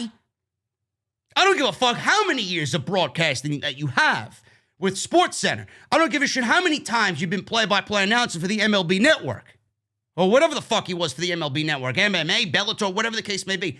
It always doesn't work out. There is a certain voice that matches the WWE product. Adnan did not. Tom Phillips did. Whether you liked Phillips or not, whether you thought he was a cardboard cutout clone of Michael Cole is not even in question right now. I'm talking about the body of work that Tom Phillips did. Did Tom Phillips get the job done every week? Yes, he did. Did you care about his work every week? Probably not. He sounds like everybody else. All the announcers on WWE sound like everybody else. But Tom Phillips knew his shit. Tom Phillips was excited to be there. Tom Phillips knew the moves. Tom Phillips knew the storyline. Tom Phillips was very smooth in his delivery and his transitions from B-roll to segment to promo to this to that. He got it. He got it. That's why he was the voice of Monday Night Raw. And that's why he was number 2 under Michael Cole. But the mysterious fucking disappearance of Tom Phillips is going to remain just that, mysterious. Nobody knows why he was fired. He didn't even get a future endeavored tweet on Twitter. I don't know what happened. I don't know the story behind his release, but clearly WWE saw that Adnan was a better fit, which he was not. Nick Khan ain't doing such a good job at getting things righted on WWE television. Maybe he should stop buying $7 million fucking mansions and start worrying about how WWE needs to be better as a product, which is another thing that I find funny. Nick Khan wants to boast about and be reported that Nick Khan bought a $7 million fucking mansion. Meanwhile, you're cutting budget left and right. 16 people got fired this year to fucking, I guess, give leeway to Nick Khan to buy a nice $7 million fucking padded mansion in Florida. Or somewhere, wherever the fuck he set up home. Give me a break. Then you want to know why I have no fucking respect for these people. Those are the people that should be taking fucking pay cuts. Those are the people that should be cutting their budget to keep the talent happy. But I guess WWE doesn't work that way. And I'm supposed to sit here and praise their fucking product when the people that are running the company don't give a fuck about their own product? Give me a break. Tom Phillips should be angry. He says he's not. But at the same time, you hear the name of somebody like Adnan Virk replacing me. I was like, okay, I get it. No, you don't get it. You shouldn't get it. You should be angry. I don't know where he's going to end up, but anywhere that gets Tom Phillips, I'm very curious to see how much more of himself he's going to be. And whoever gets him, they're getting a damn good commentary guy. NXT. Get this. I put this in here because this is, to me, part of the whole agenda of these releases. I'm not sure if you guys were aware of this. I'm not sure if anybody else covered this, but you're hearing it right here. According to Fightful Select and Sean Ross Sapp, some higher-ups in WWE were at the Performance Center with the intention of scouting talent. The names that were scouting talent included Bruce Pritchard, Canyon Seaman, Johnny Ace, which is Johnny Laurinaitis, Jamie Noble, and Matt Bloom, who, of course, is the trainer at the Performance Center. Now, these people, these upper management suits and ties, they were all together taking in practice matches, and the actual event that they put together happened on Thursday this week. Black Wednesday happened this week. So they were all right in Florida watching practice matches after they let 16 total WWE Superstars, 6 on Wednesday. They're setting up practice matches so everyone can see what those NXT superstars bring to the table. There were a few members of the NXT roster who could find themselves on the main roster after this training session. Io Shirai to Bobby Fish were named. Many believe that Finn Balor is already on his way back to the main roster on Raw or SmackDown. But WWE needs more superstars as they return to the road. Both locker rooms took a bit of a hit as 16 superstars have been released already since April. You know, I find this very funny. I find this funny that this popped up in the news. It makes me laugh that Bruce Pritchard, Johnny Ace, Jamie Noble, I don't know who this Canyon Seaman is. I don't really remember hearing this name in the past. He must be somebody now that has come to the forefront and has been put in an upper management position like these guys to sit there next to them and scout. Maybe he's part of talent relations. I don't know. I'm going to do my research on Canyon Seaman. But it is very funny to me that these names, they work higher up in WWE and they need a private session, a private practice session with NXT talents to see what they are made of and if they're good enough for the main roster. I'm sorry, shouldn't you already know who you want on the main roster? Shouldn't you already know how good a Johnny Gargano or a Tommaso Ciampa is, and Io Shirai, and Adam Cole, baby? Don't you know how good these people are already? Shouldn't you know? I mean, they are a legitimate third brand on Tuesday night on USA Network, correct? So why do you need a private practice session to see what these names can do in a WWE ring? It's amazing to me how the lack of information and the lack of care in NXT is so apparent that they need to go down to Florida to hole up inside the Performance Center to see these guys train when they should already know how good they are. Now, how many talents is WWE going to poach from NXT? I don't know. But it's very, very apparent that WWE fired all these people on the main roster with these big money contracts citing budget cuts to simply replace them with people who are doing the same job, if not better than those names, making significantly less money. Are you making your rosters a little bit more stronger because you're heading out on the road? Or are you worried about Monday night where you got to book 3 hours and you know right now it is the worst show in the history of pro wrestling at this point in time? Which one is it? You getting ready to go out on the road? Good, now you need NXT talents to send on the road with you? I don't think that's the case. According to sources, WWE is doing super shows in between Raw and SmackDown with the Raw and SmackDown rosters merged. You don't need NXT talent for the road tours when WWE goes back to being live in front of fans. That's what you got SmackDown for. That's what those super shows are for, to give fans the full WWE experience. Are you picking and choosing who you want to bolster your rosters in hopes of making a better show on Monday and Friday night? That should be the case. That should be the case. I don't know what their intention is, but it's very difficult as a fan to invest in anybody in NXT when all I think about with them being there is, I wonder how they're going to bury this person on Monday Night Raw. You should pray to the gods that none of them end up on Monday night. Just look at what has happened already. Can you imagine? Can you imagine Adam Cole going to Monday Night Raw and then being fucking buried on Raw? Having him being chased in a 24/7 title segment with R-Truth? Give me a break. Asuka. Let's get into the SummerSlam talk. Asuka may have inadvertently leaked the SummerSlam location. Now, Asuka took to Twitter to share a photo from inside Allegiant Stadium in Las Vegas, where the Raiders play and the rumored home of the 2021 SummerSlam. She also attached an emoji along with the photo, one of the wide open-eyed emojis, the surprised face emoji. Now, this post has a lot of people thinking that this will be the location of the event for SummerSlam since Asuka posted the photo, and people are saying this was done by quote-unquote accident. It's not by accident, people. It's possible that she was at the stadium to film something for the announcement that will air on Saturday regarding SummerSlam being held in the venue. Now, the post says, or the fans are thinking this was done by accident. Folks, this was not done by accident. The tweet, last I checked, was still up. If WWE was angry or upset about this leaking, then they would have promptly told Asuka to take it down. The tweet is still up. WWE wants the tweet there. That's why they didn't tell Asuka to take it down. It was not done by accident. Asuka clearly was given direction to post the photo. She was the lucky winner on this evening. The venue has been the leading candidate for SummerSlam over the past few months.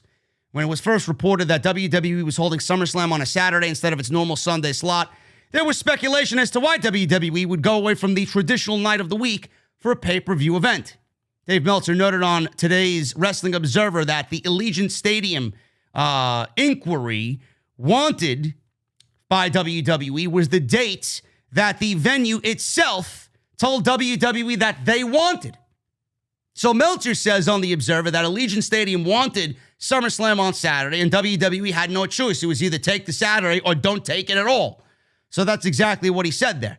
So WWE still went forward, according to this post, and with the announcement probably being made today, if not already, that they will be holding SummerSlam in Allegiant Stadium. WWE will likely have less interest for this year's SummerSlam, as it will take place on the same night as the Manny Pacquiao and Earl Spence boxing fight, which is also in Las Vegas. Meltzer says this, and I quote, "This is the deal. The reason it's a Saturday was because the stadium in Vegas wanted a Saturday. However, it may not be in Vegas, but they already have the date. The date is a bad date because it's the same as Manny Pacquiao and Earl Spence." End quote. So Allegiant Stadium and the people that run that place wanted Saturday. And WWE, if they want Allegiant Stadium, they have to abide by Allegiant Stadium Saturday. So they're looking to fill 60,000 people. Andrew Zarian of the Batman Podcast, which is a part of the Wrestling Observer family, reported that Cardi B will be the host of SummerSlam. It's also being reported that she's in for more than just a hosting role. It's great.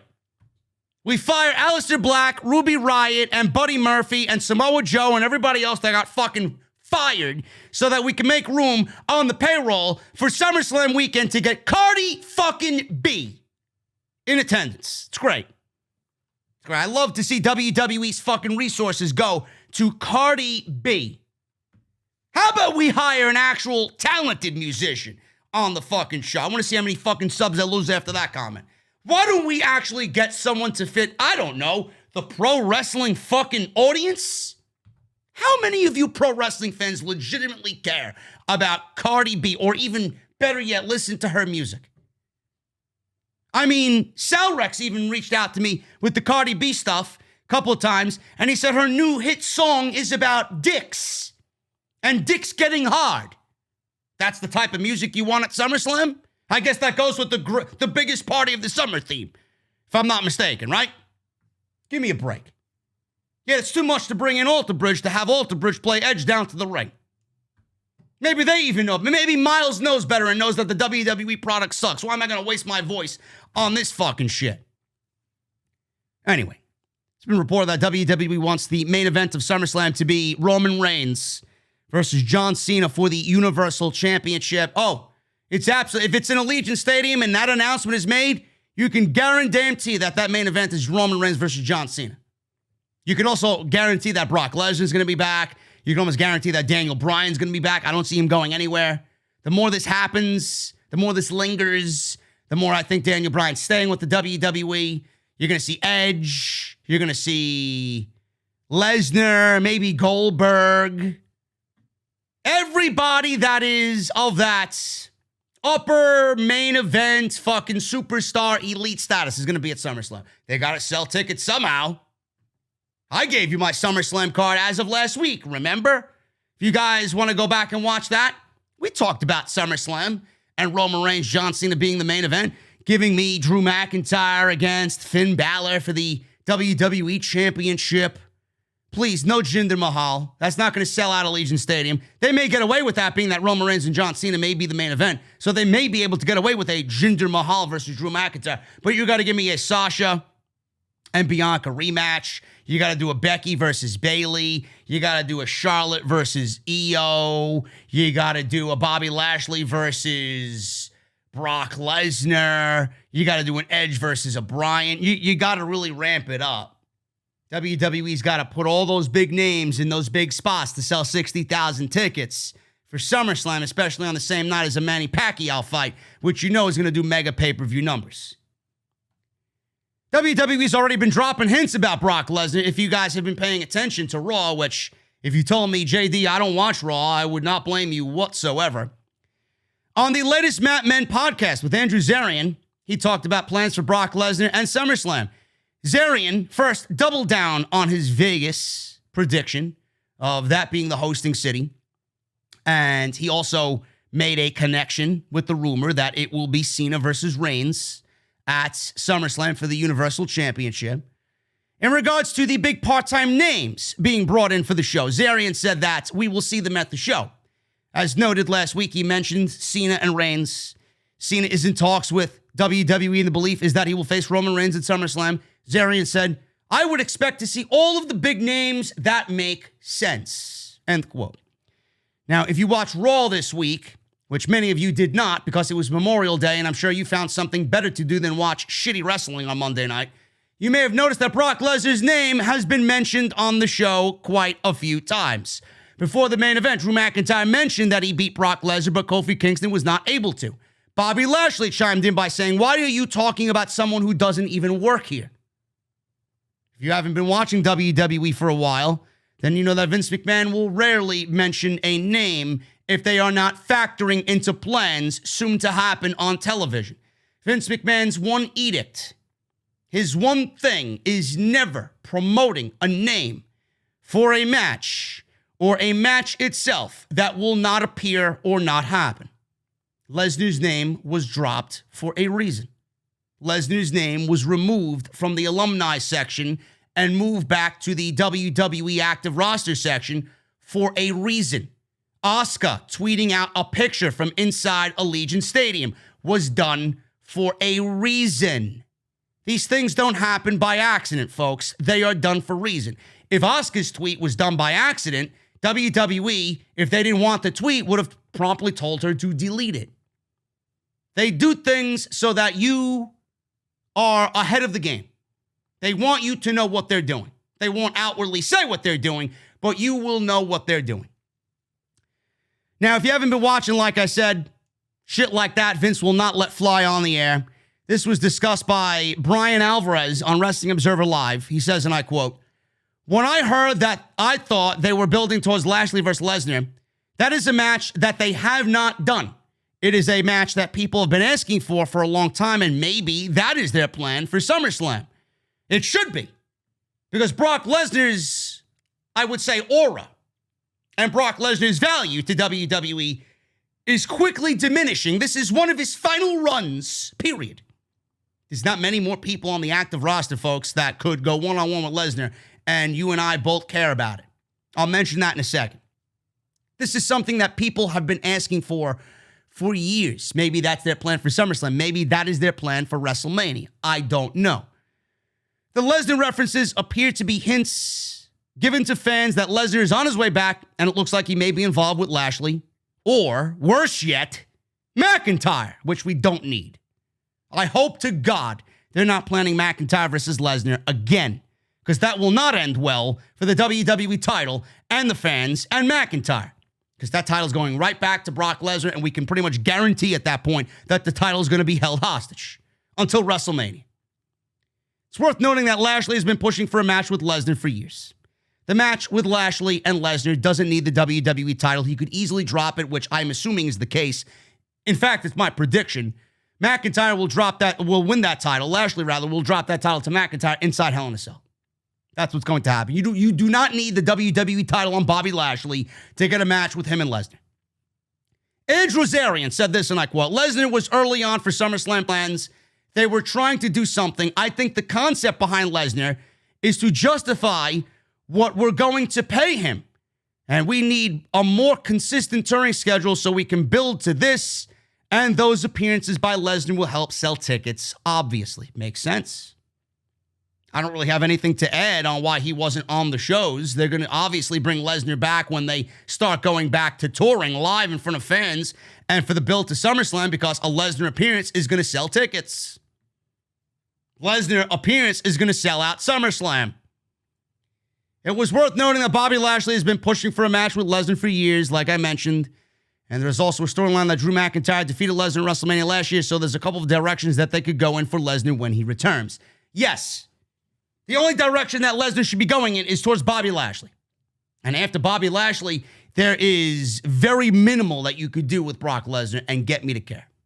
The only other match I would say I care about, if you are Brock Lesnar, if you are WWE, if you're the fans, and see Brock Lesnar on TV outside of this match with Bobby Lashley, the only other match I could see is Matt Riddle. Give Matt Riddle his wish to retire Brock Lesnar at WrestleMania. And if the guy is still fucking alive somewhere, Keith Lee. I think Keith Lee and Brock Lesnar would be a tremendous match, but good luck getting anybody to care about Keith Lee when WWE has absolutely, worse than anybody I've ever seen before him, sabotaged this guy's fucking life working for this company. I don't know where Keith Lee is, but every time I hear Keith Lee's name and why he wants to speak, WWE just recently, as of today, it's not even in my notes because I just don't give a shit anymore. He wanted to go on social media and express himself as to why he's not around. He wanted it to be educational for the fans' perspective. They told him no. So he's trying to figure out a way that he could tell people where he is and what's going on with him, and WWE's denied every request that he asked. This guy buried, or is this guy fucking buried? If there's cuts next week, I would not be surprised to see Keith Lee's name on the list of people cut. How you bankrupt this guy creatively, how you ruin this guy's career creatively, how you don't have anything planned for Keith Lee on Monday night is you should be fucking hung, strung, and gutted like you're a fucking walker on The Walking Dead for the career malpractice of Keith Lee. You should be fucking terminated for everything pro wrestling. Ridiculous. Anybody in this fucking industry would be fucking thirsty, fucking salivating at the mouth to get these services of Keith Lee on their roster. But here WWE has the greatest roster ever assembled, and they either bury them, sitting them in catering, or just let them go. WrestleMania. Speaking of WrestleMania. WrestleMania 38 could potentially be held as a 2-night event. I certainly hope to God that it is. WrestleMania 38 is taking place in Texas. We've seen 36 be a 2-night event. 37 was a 2-night event. 36 was inside the PC. WrestleMania 37 was back in the original WrestleMania 36 location of Raymond James Stadium. And I loved the 2-night extravaganza. WrestleMania 38 will take place in Texas. The company has been tight-lipped about the show, continuing as a 2-night event so far. According to a report from Sean Ross Sapp and Fightful Select, WrestleMania is a hit as a 2-night event. Talent and staff enjoyed the move more than anybody. No shit. No shit. If WWE doesn't grasp on why the talent and the staff enjoyed the move, then they must be completely fucking brain dead. Fans even love the move. You can pick and choose on which night you want to go to. If you want to go to night 1 or not go to night 2, you can make that decision. You want to go to night 2 and not go to night 1, you can make that decision. You could go to both nights if you want. By all means, have a blast. Give WWE your hard-earned money for a fucking subpar fucking card. But I know I love it from a fan's perspective. Do you want to know why, folks? I love it from a fan's perspective and a content creator's perspective. I love it from a fan's perspective because the show starts at 7 and we get a 3-hour show that promptly ends a little bit after 10 o'clock. You're not fatigued after watching an 8-hour fucking show on Saturday and Sunday night, all collectively bunched up into one Sunday night. Then I could come on here and speak for 2 hours and it's the highest fucking video viewed and the most money I made all year. Twice. So I love it. I could see why the fucking Roster loves it too. Who wants to be fatigued by an 8.5-hour show? Nobody. Nobody. Quantity over quality is their mentality.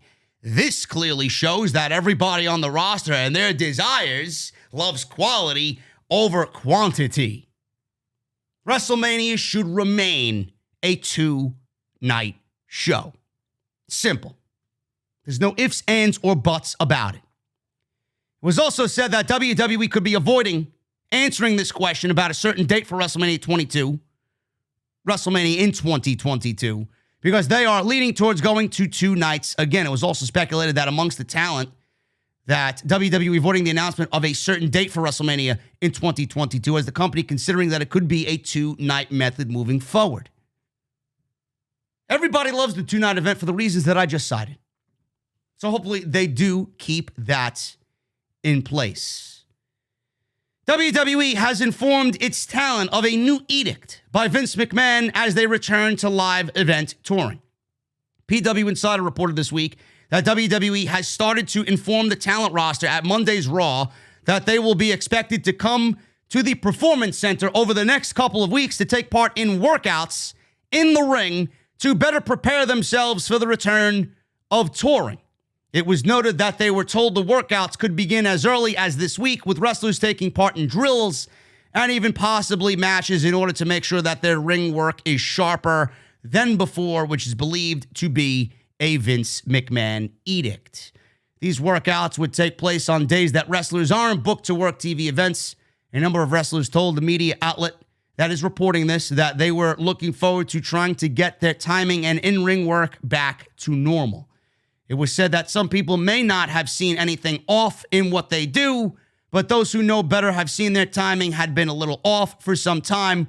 Everyone on the roster will be asked to take part in the workouts. Then, I read today that some people on the roster just don't like this new edict, and that the edict actually pertains to everybody that is not on a main event elite level. So, for example, if you are a main event superstar, the Roman Reigns and the Drew McIntyres and the Randy Ortons and those types of guys on the roster, the workouts and this edict is supposedly, quote unquote, optional. You could show up if you want, but WWE is not going to request you to show up. They're requesting everybody else to show up. So I get it. I mean, I don't really look at this edict as a fan as a bad thing. If I was a pro wrestler and a talent on the roster, I would not be looking at this edict as a bad thing either. I mean, you've been off your normal schedule for 1.5 years now. Now it's time to get back to normal. You're going to be seeing live human beings every single week. You need to make sure that you are in tip-top shape. You need to be sure that you are at the top of your game right now. Everything that you've been doing, mistakes could be there. And it's not as apparent to us or the live audience because there is no live audience. You know, WWE has certain ways to angle things in the Thunderdome. WWE has certain things that they could do without a live audience, aka fireballs and magic from Alexa Bliss and all this other shit that they're not going to be able to get away from or be able to do in front of a live audience. So they need to get back to the basics. They need to go in there and make sure that they are at the top of their game. Because with a live audience now, it's no fucking around. You've been coddled and cradled and have been held in the safety net inside the WWE Thunderdome.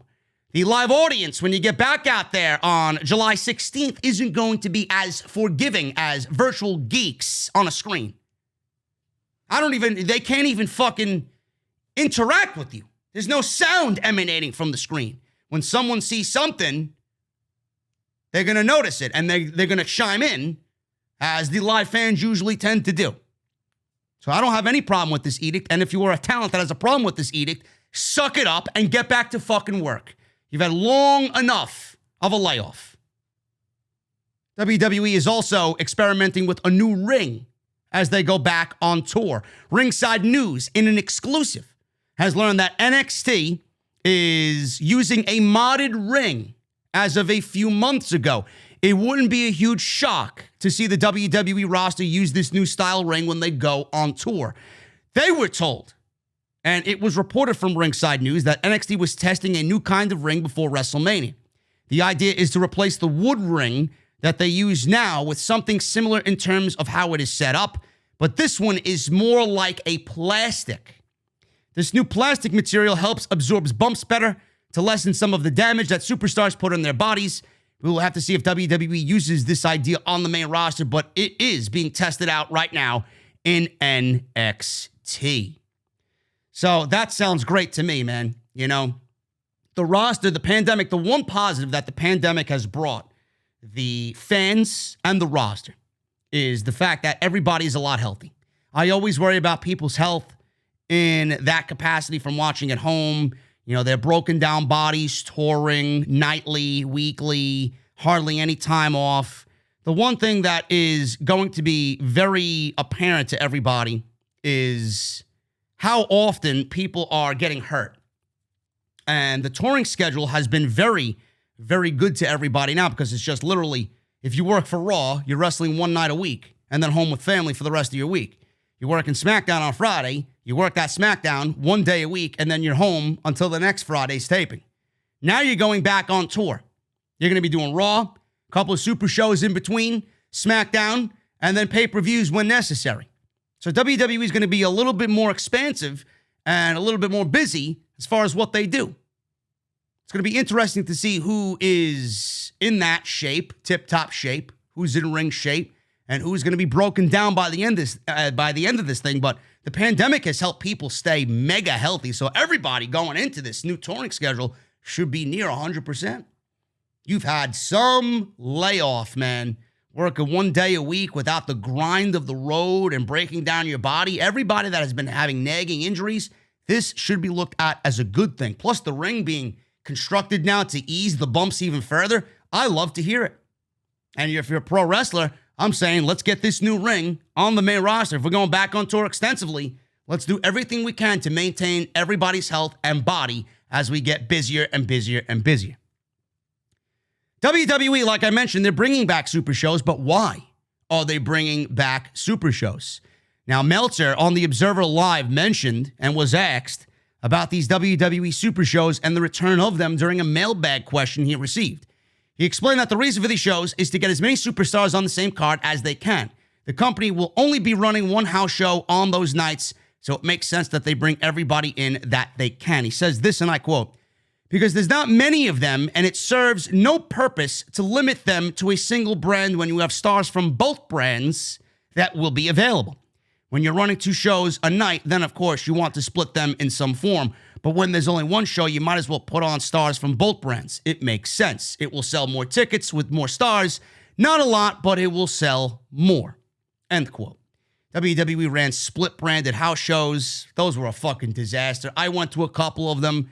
They didn't really do much for me anyway. It's just basic shit that you don't really care about. I'm glad the house shows are back because they are going to give people time to practice in the ring, time to get used to that live audience again, practice on things that you may want to see on television, that you may want to produce on television, get it right, get it working.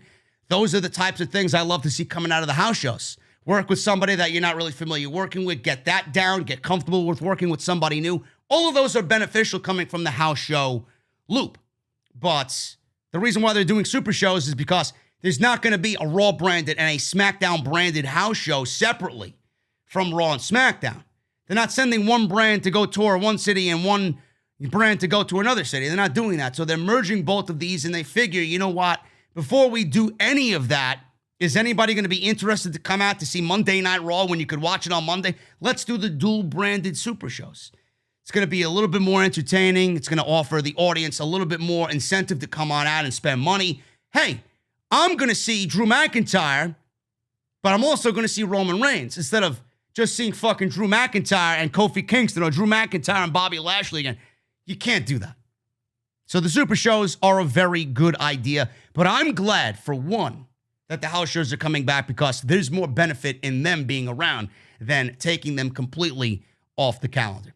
Guys, I'm going to take a little bit of a break. I'm going to step away for a little bit, ease my voice, get a cold beverage. I'll be right back with the second half of this weekend's Off the Script right here on episode 379. Continuing on with the second half of the podcast, guys, thank you so much for joining me here on episode 379 of Off the Script. If you guys are not in tune with Dr. Squatch, man, they are the ones who are sponsoring the show today. DrSquatch.com. I love them. You guys think of anything when it comes to men's hygiene, they got it. Soaps, shampoos, conditioners, deodorants, cologne. They got it all, man. I always say, you guys are already listening to the best in the IWC. So why aren't you going out there and looking your best, feeling your best, smelling your best? DrSquatch.com. Use code SCRIPT at checkout to save yourself 20% off. I do believe as well they have subscription services so you guys can get recurring Dr. Squatch on your watch when you want, how often you want. It's great, man. Go and check it out. DrSquatch.com. Use code SCRIPT at checkout for 20% off. Smackdown, not yesterday's show, but the week before. That was the pre-Memorial Day show. 528 Smackdown. They were down in the viewership, in the ratings. 1.75 was the rating for the show. That was down from the previous week of 1.83. They pulled in an average of a 0.4 rating in the 18 to 49. That is down from the 0.50 rating that the show did in the 18 to 49 a week prior to this one.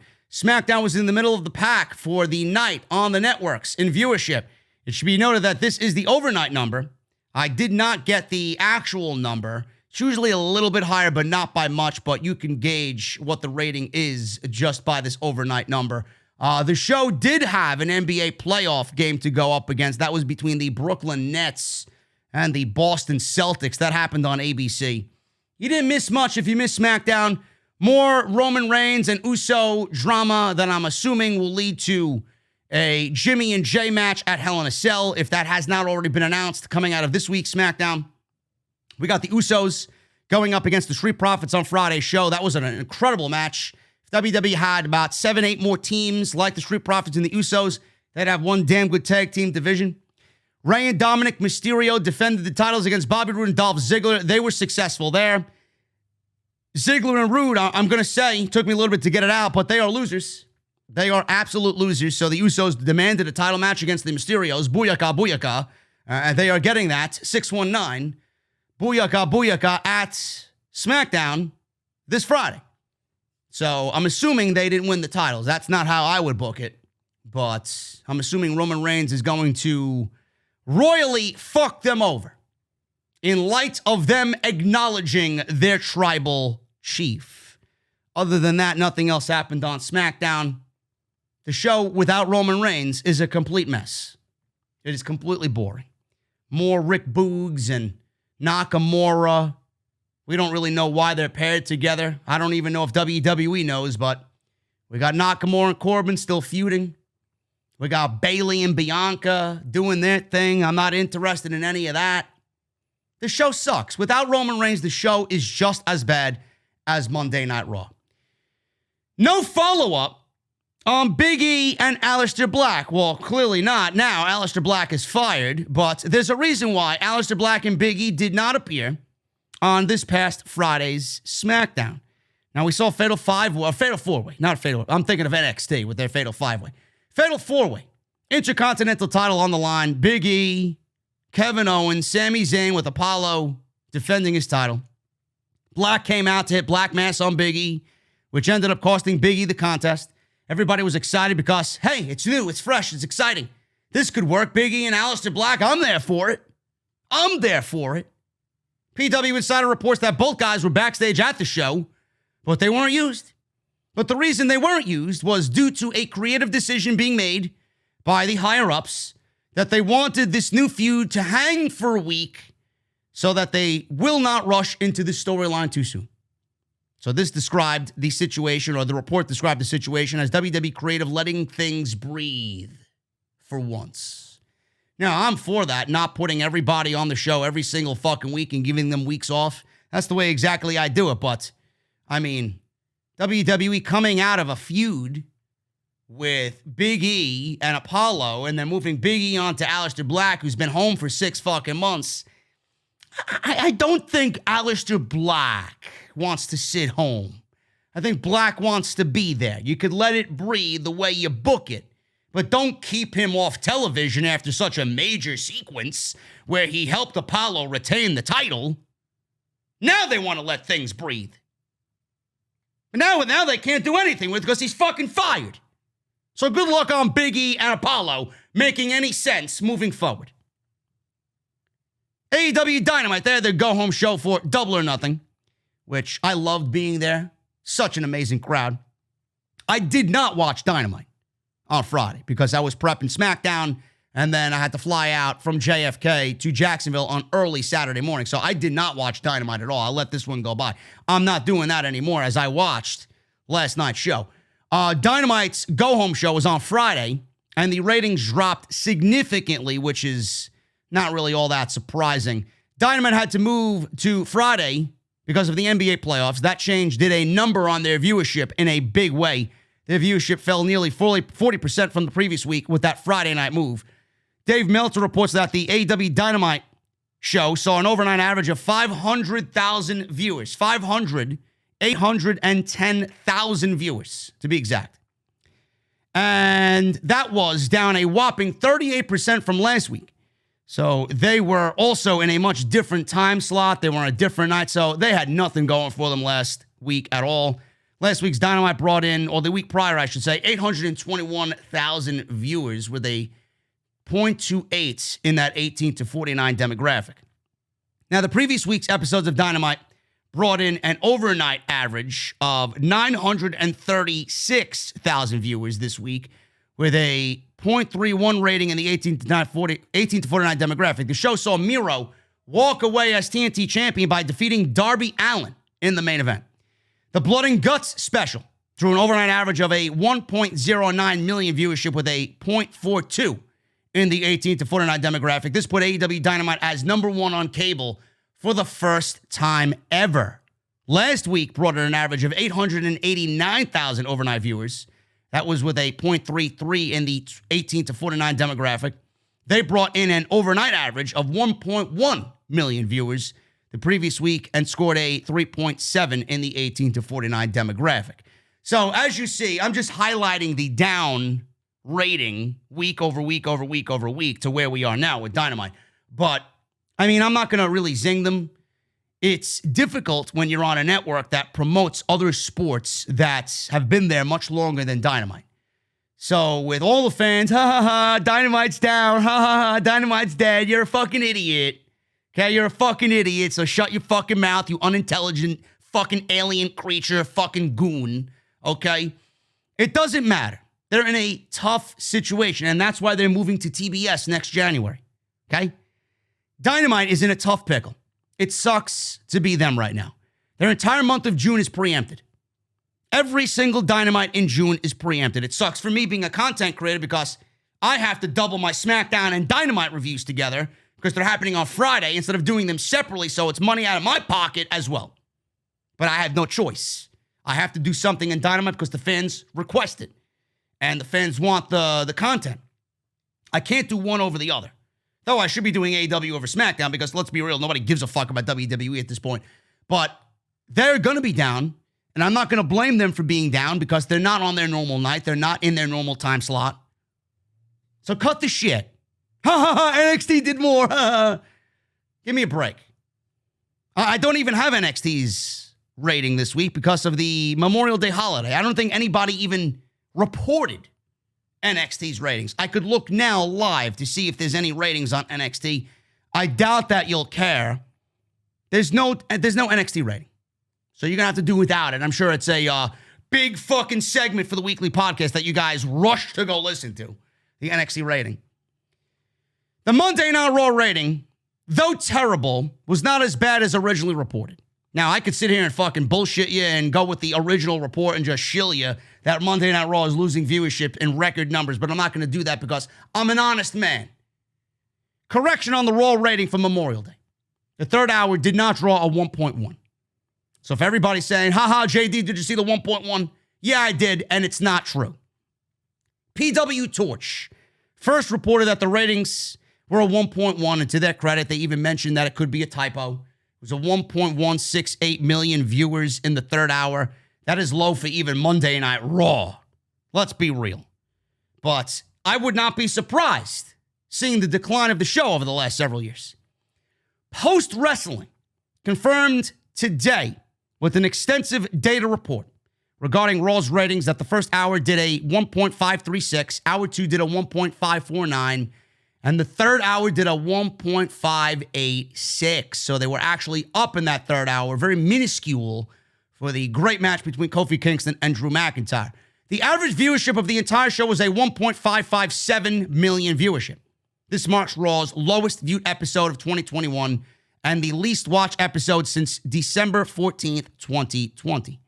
This is clearly in the top 5 of WWE's lowest Raw ratings of all time. The final quarter of the show, which was the main event, like I said, of Drew McIntyre and Kofi Kingston, did 1.626 million viewers and was the peak of the entire 3-hour show in the 18 to 49 with 626,000 viewers.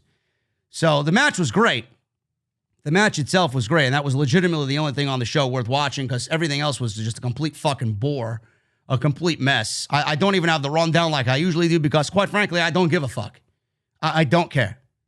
But all the geeks out there making excuses for WWE, I say this every fucking week.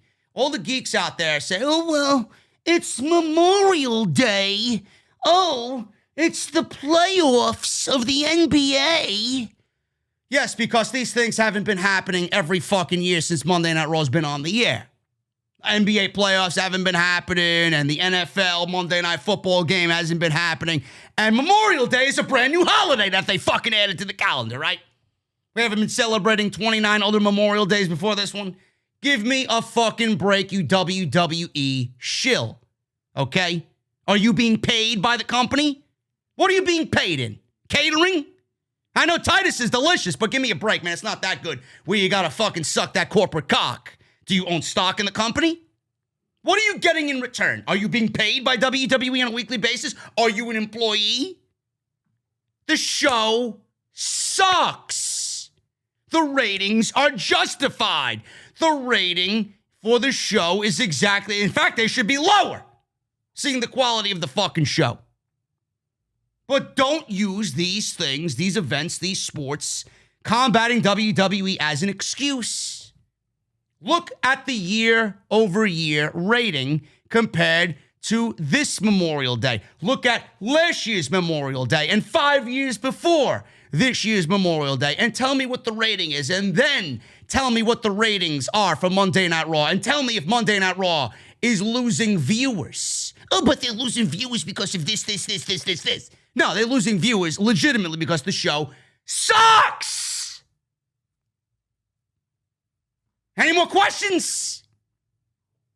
Class dismissed. Make sure your homework is on my desk at 9 a.m. on Monday. Jimmy Smith. Jimmy Smith's performance. Not bad. Not bad. He's the new guy taking over for Adnan Orca Verk. We're going to need a bigger boat, Verk.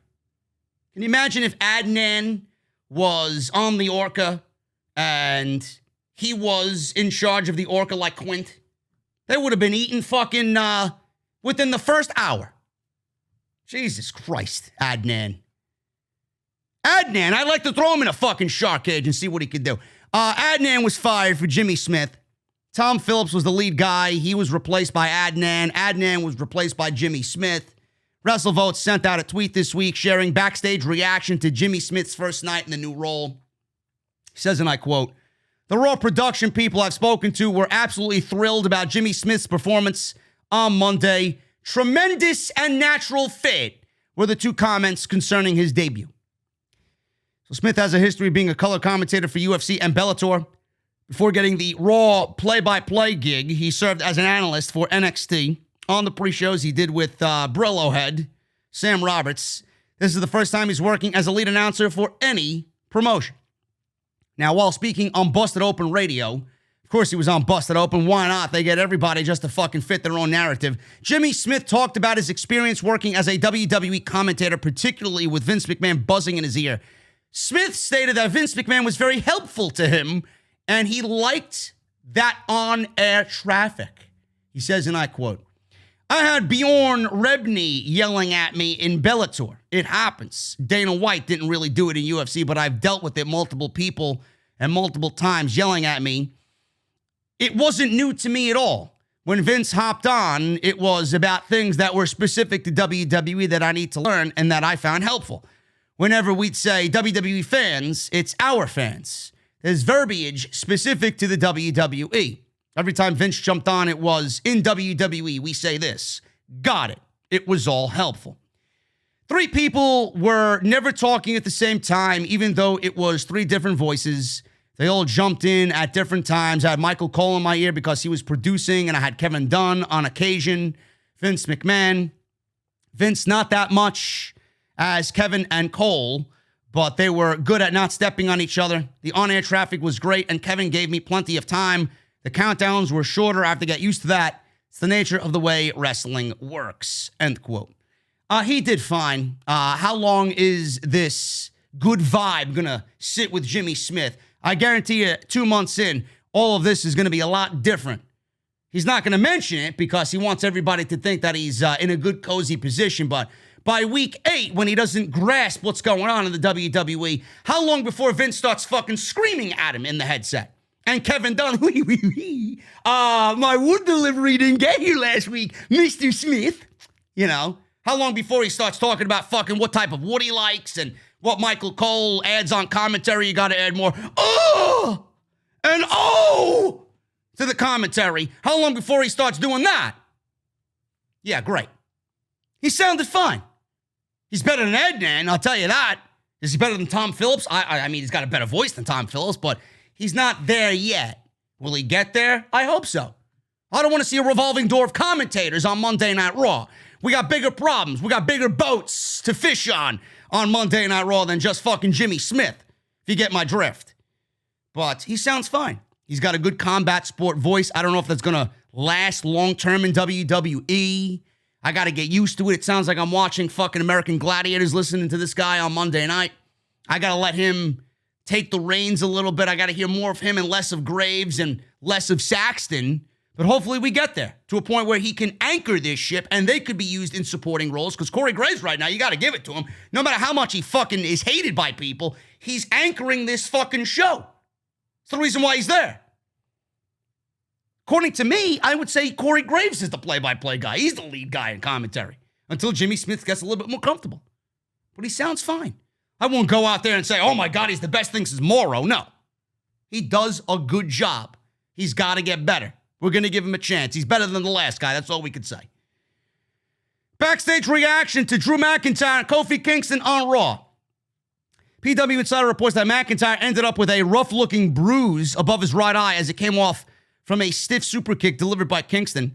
Regarding this reaction from those backstage, it is said to be a lot of people that were talking up that McIntyre and Kingston put themselves through a war, and it came off great. In the end, McIntyre went over and will challenge Lashley for the WWE title at Boar in a Cell. Rematch in a Cell. Great. It's a great main event. Did you care? No. Were you invested to an extent? Other than that, no. Because nobody expected Kofi Mania to run wild again in 2021. McIntyre's getting the title back, and McIntyre's going into SummerSlam as the WWE champion. Whether his opponent is Finn Balor, Edge, Jinder Mahal, the modern-day Maharaja. Who cares? Who cares? McIntyre's getting that title back, and Bobby Lashley will be used as a transitional champion. Back to the old guy who had the title before him. Mansoor. Get this one. Mansoor was told to bulk up by WWE management. So Mansoor debuted on May 3rd. We haven't seen him up until this past Monday night where he had a backstage segment with the Viking Raiders and Mr. Mustafa Ali. In a Arab news column, it was explained why we haven't seen him on Raw. He says, and I quote, "We are working on my image. New music, new logos, because I now have to be introduced to the WWE Universe. It is important to establish my character on Raw To do all of that on a huge stage such as this show, it's a little intimidating, but very exciting. I'm growing, I'm learning, and I'm having these huge life experiences, and it is bizarre to think about how crazy this journey has been. The transition from performing on NXT to performing on Raw and SmackDown is so big. To even appear on the show once puts you in such an exclusive club, so I take it as a privilege. You're an exclusive club, huh? Is that what they're calling catering nowadays? Awesome. One of the things WWE said is that they would like me to put on some muscle mass, and right now I'm working with Sheamus, and he's my personal trainer. They've been really helpful. I'm counting my macronutrients and calories and recording all of my reps and sets in the gym. It is crazy how much difference writing stuff down and tracking makes my workouts. End quote. That's good for him. WWE wanted to bring him on. I see why Humberto bulked up as well, but I see Humberto on the list of people soon to be released, if you catch my drift. Mansoor's debut was actually a loss to Sheamus after recording 50 straight wins in a row. Of course, that is the case. WWE sees, a 0. We got to get rid of that. You got to be like everybody else. Fuck you coming on here with an undefeated record, man. Can't have that happen. He actually took a loss to Sheamus, and it looked like he may be getting involved in the U.S. title program, but it seems that Humberto and Ricochet have that locked down with Sheamus for now.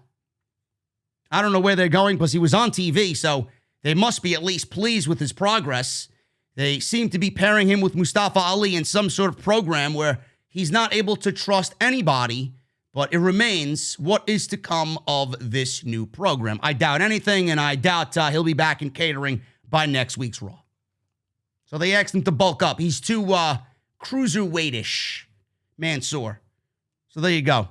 But I'm thinking, and look, I don't mean any snideness or remarks towards the women, but if they think that about the men and ask the men to change and bulk up because they don't like their appearance, imagine what they're telling the women to go out and do.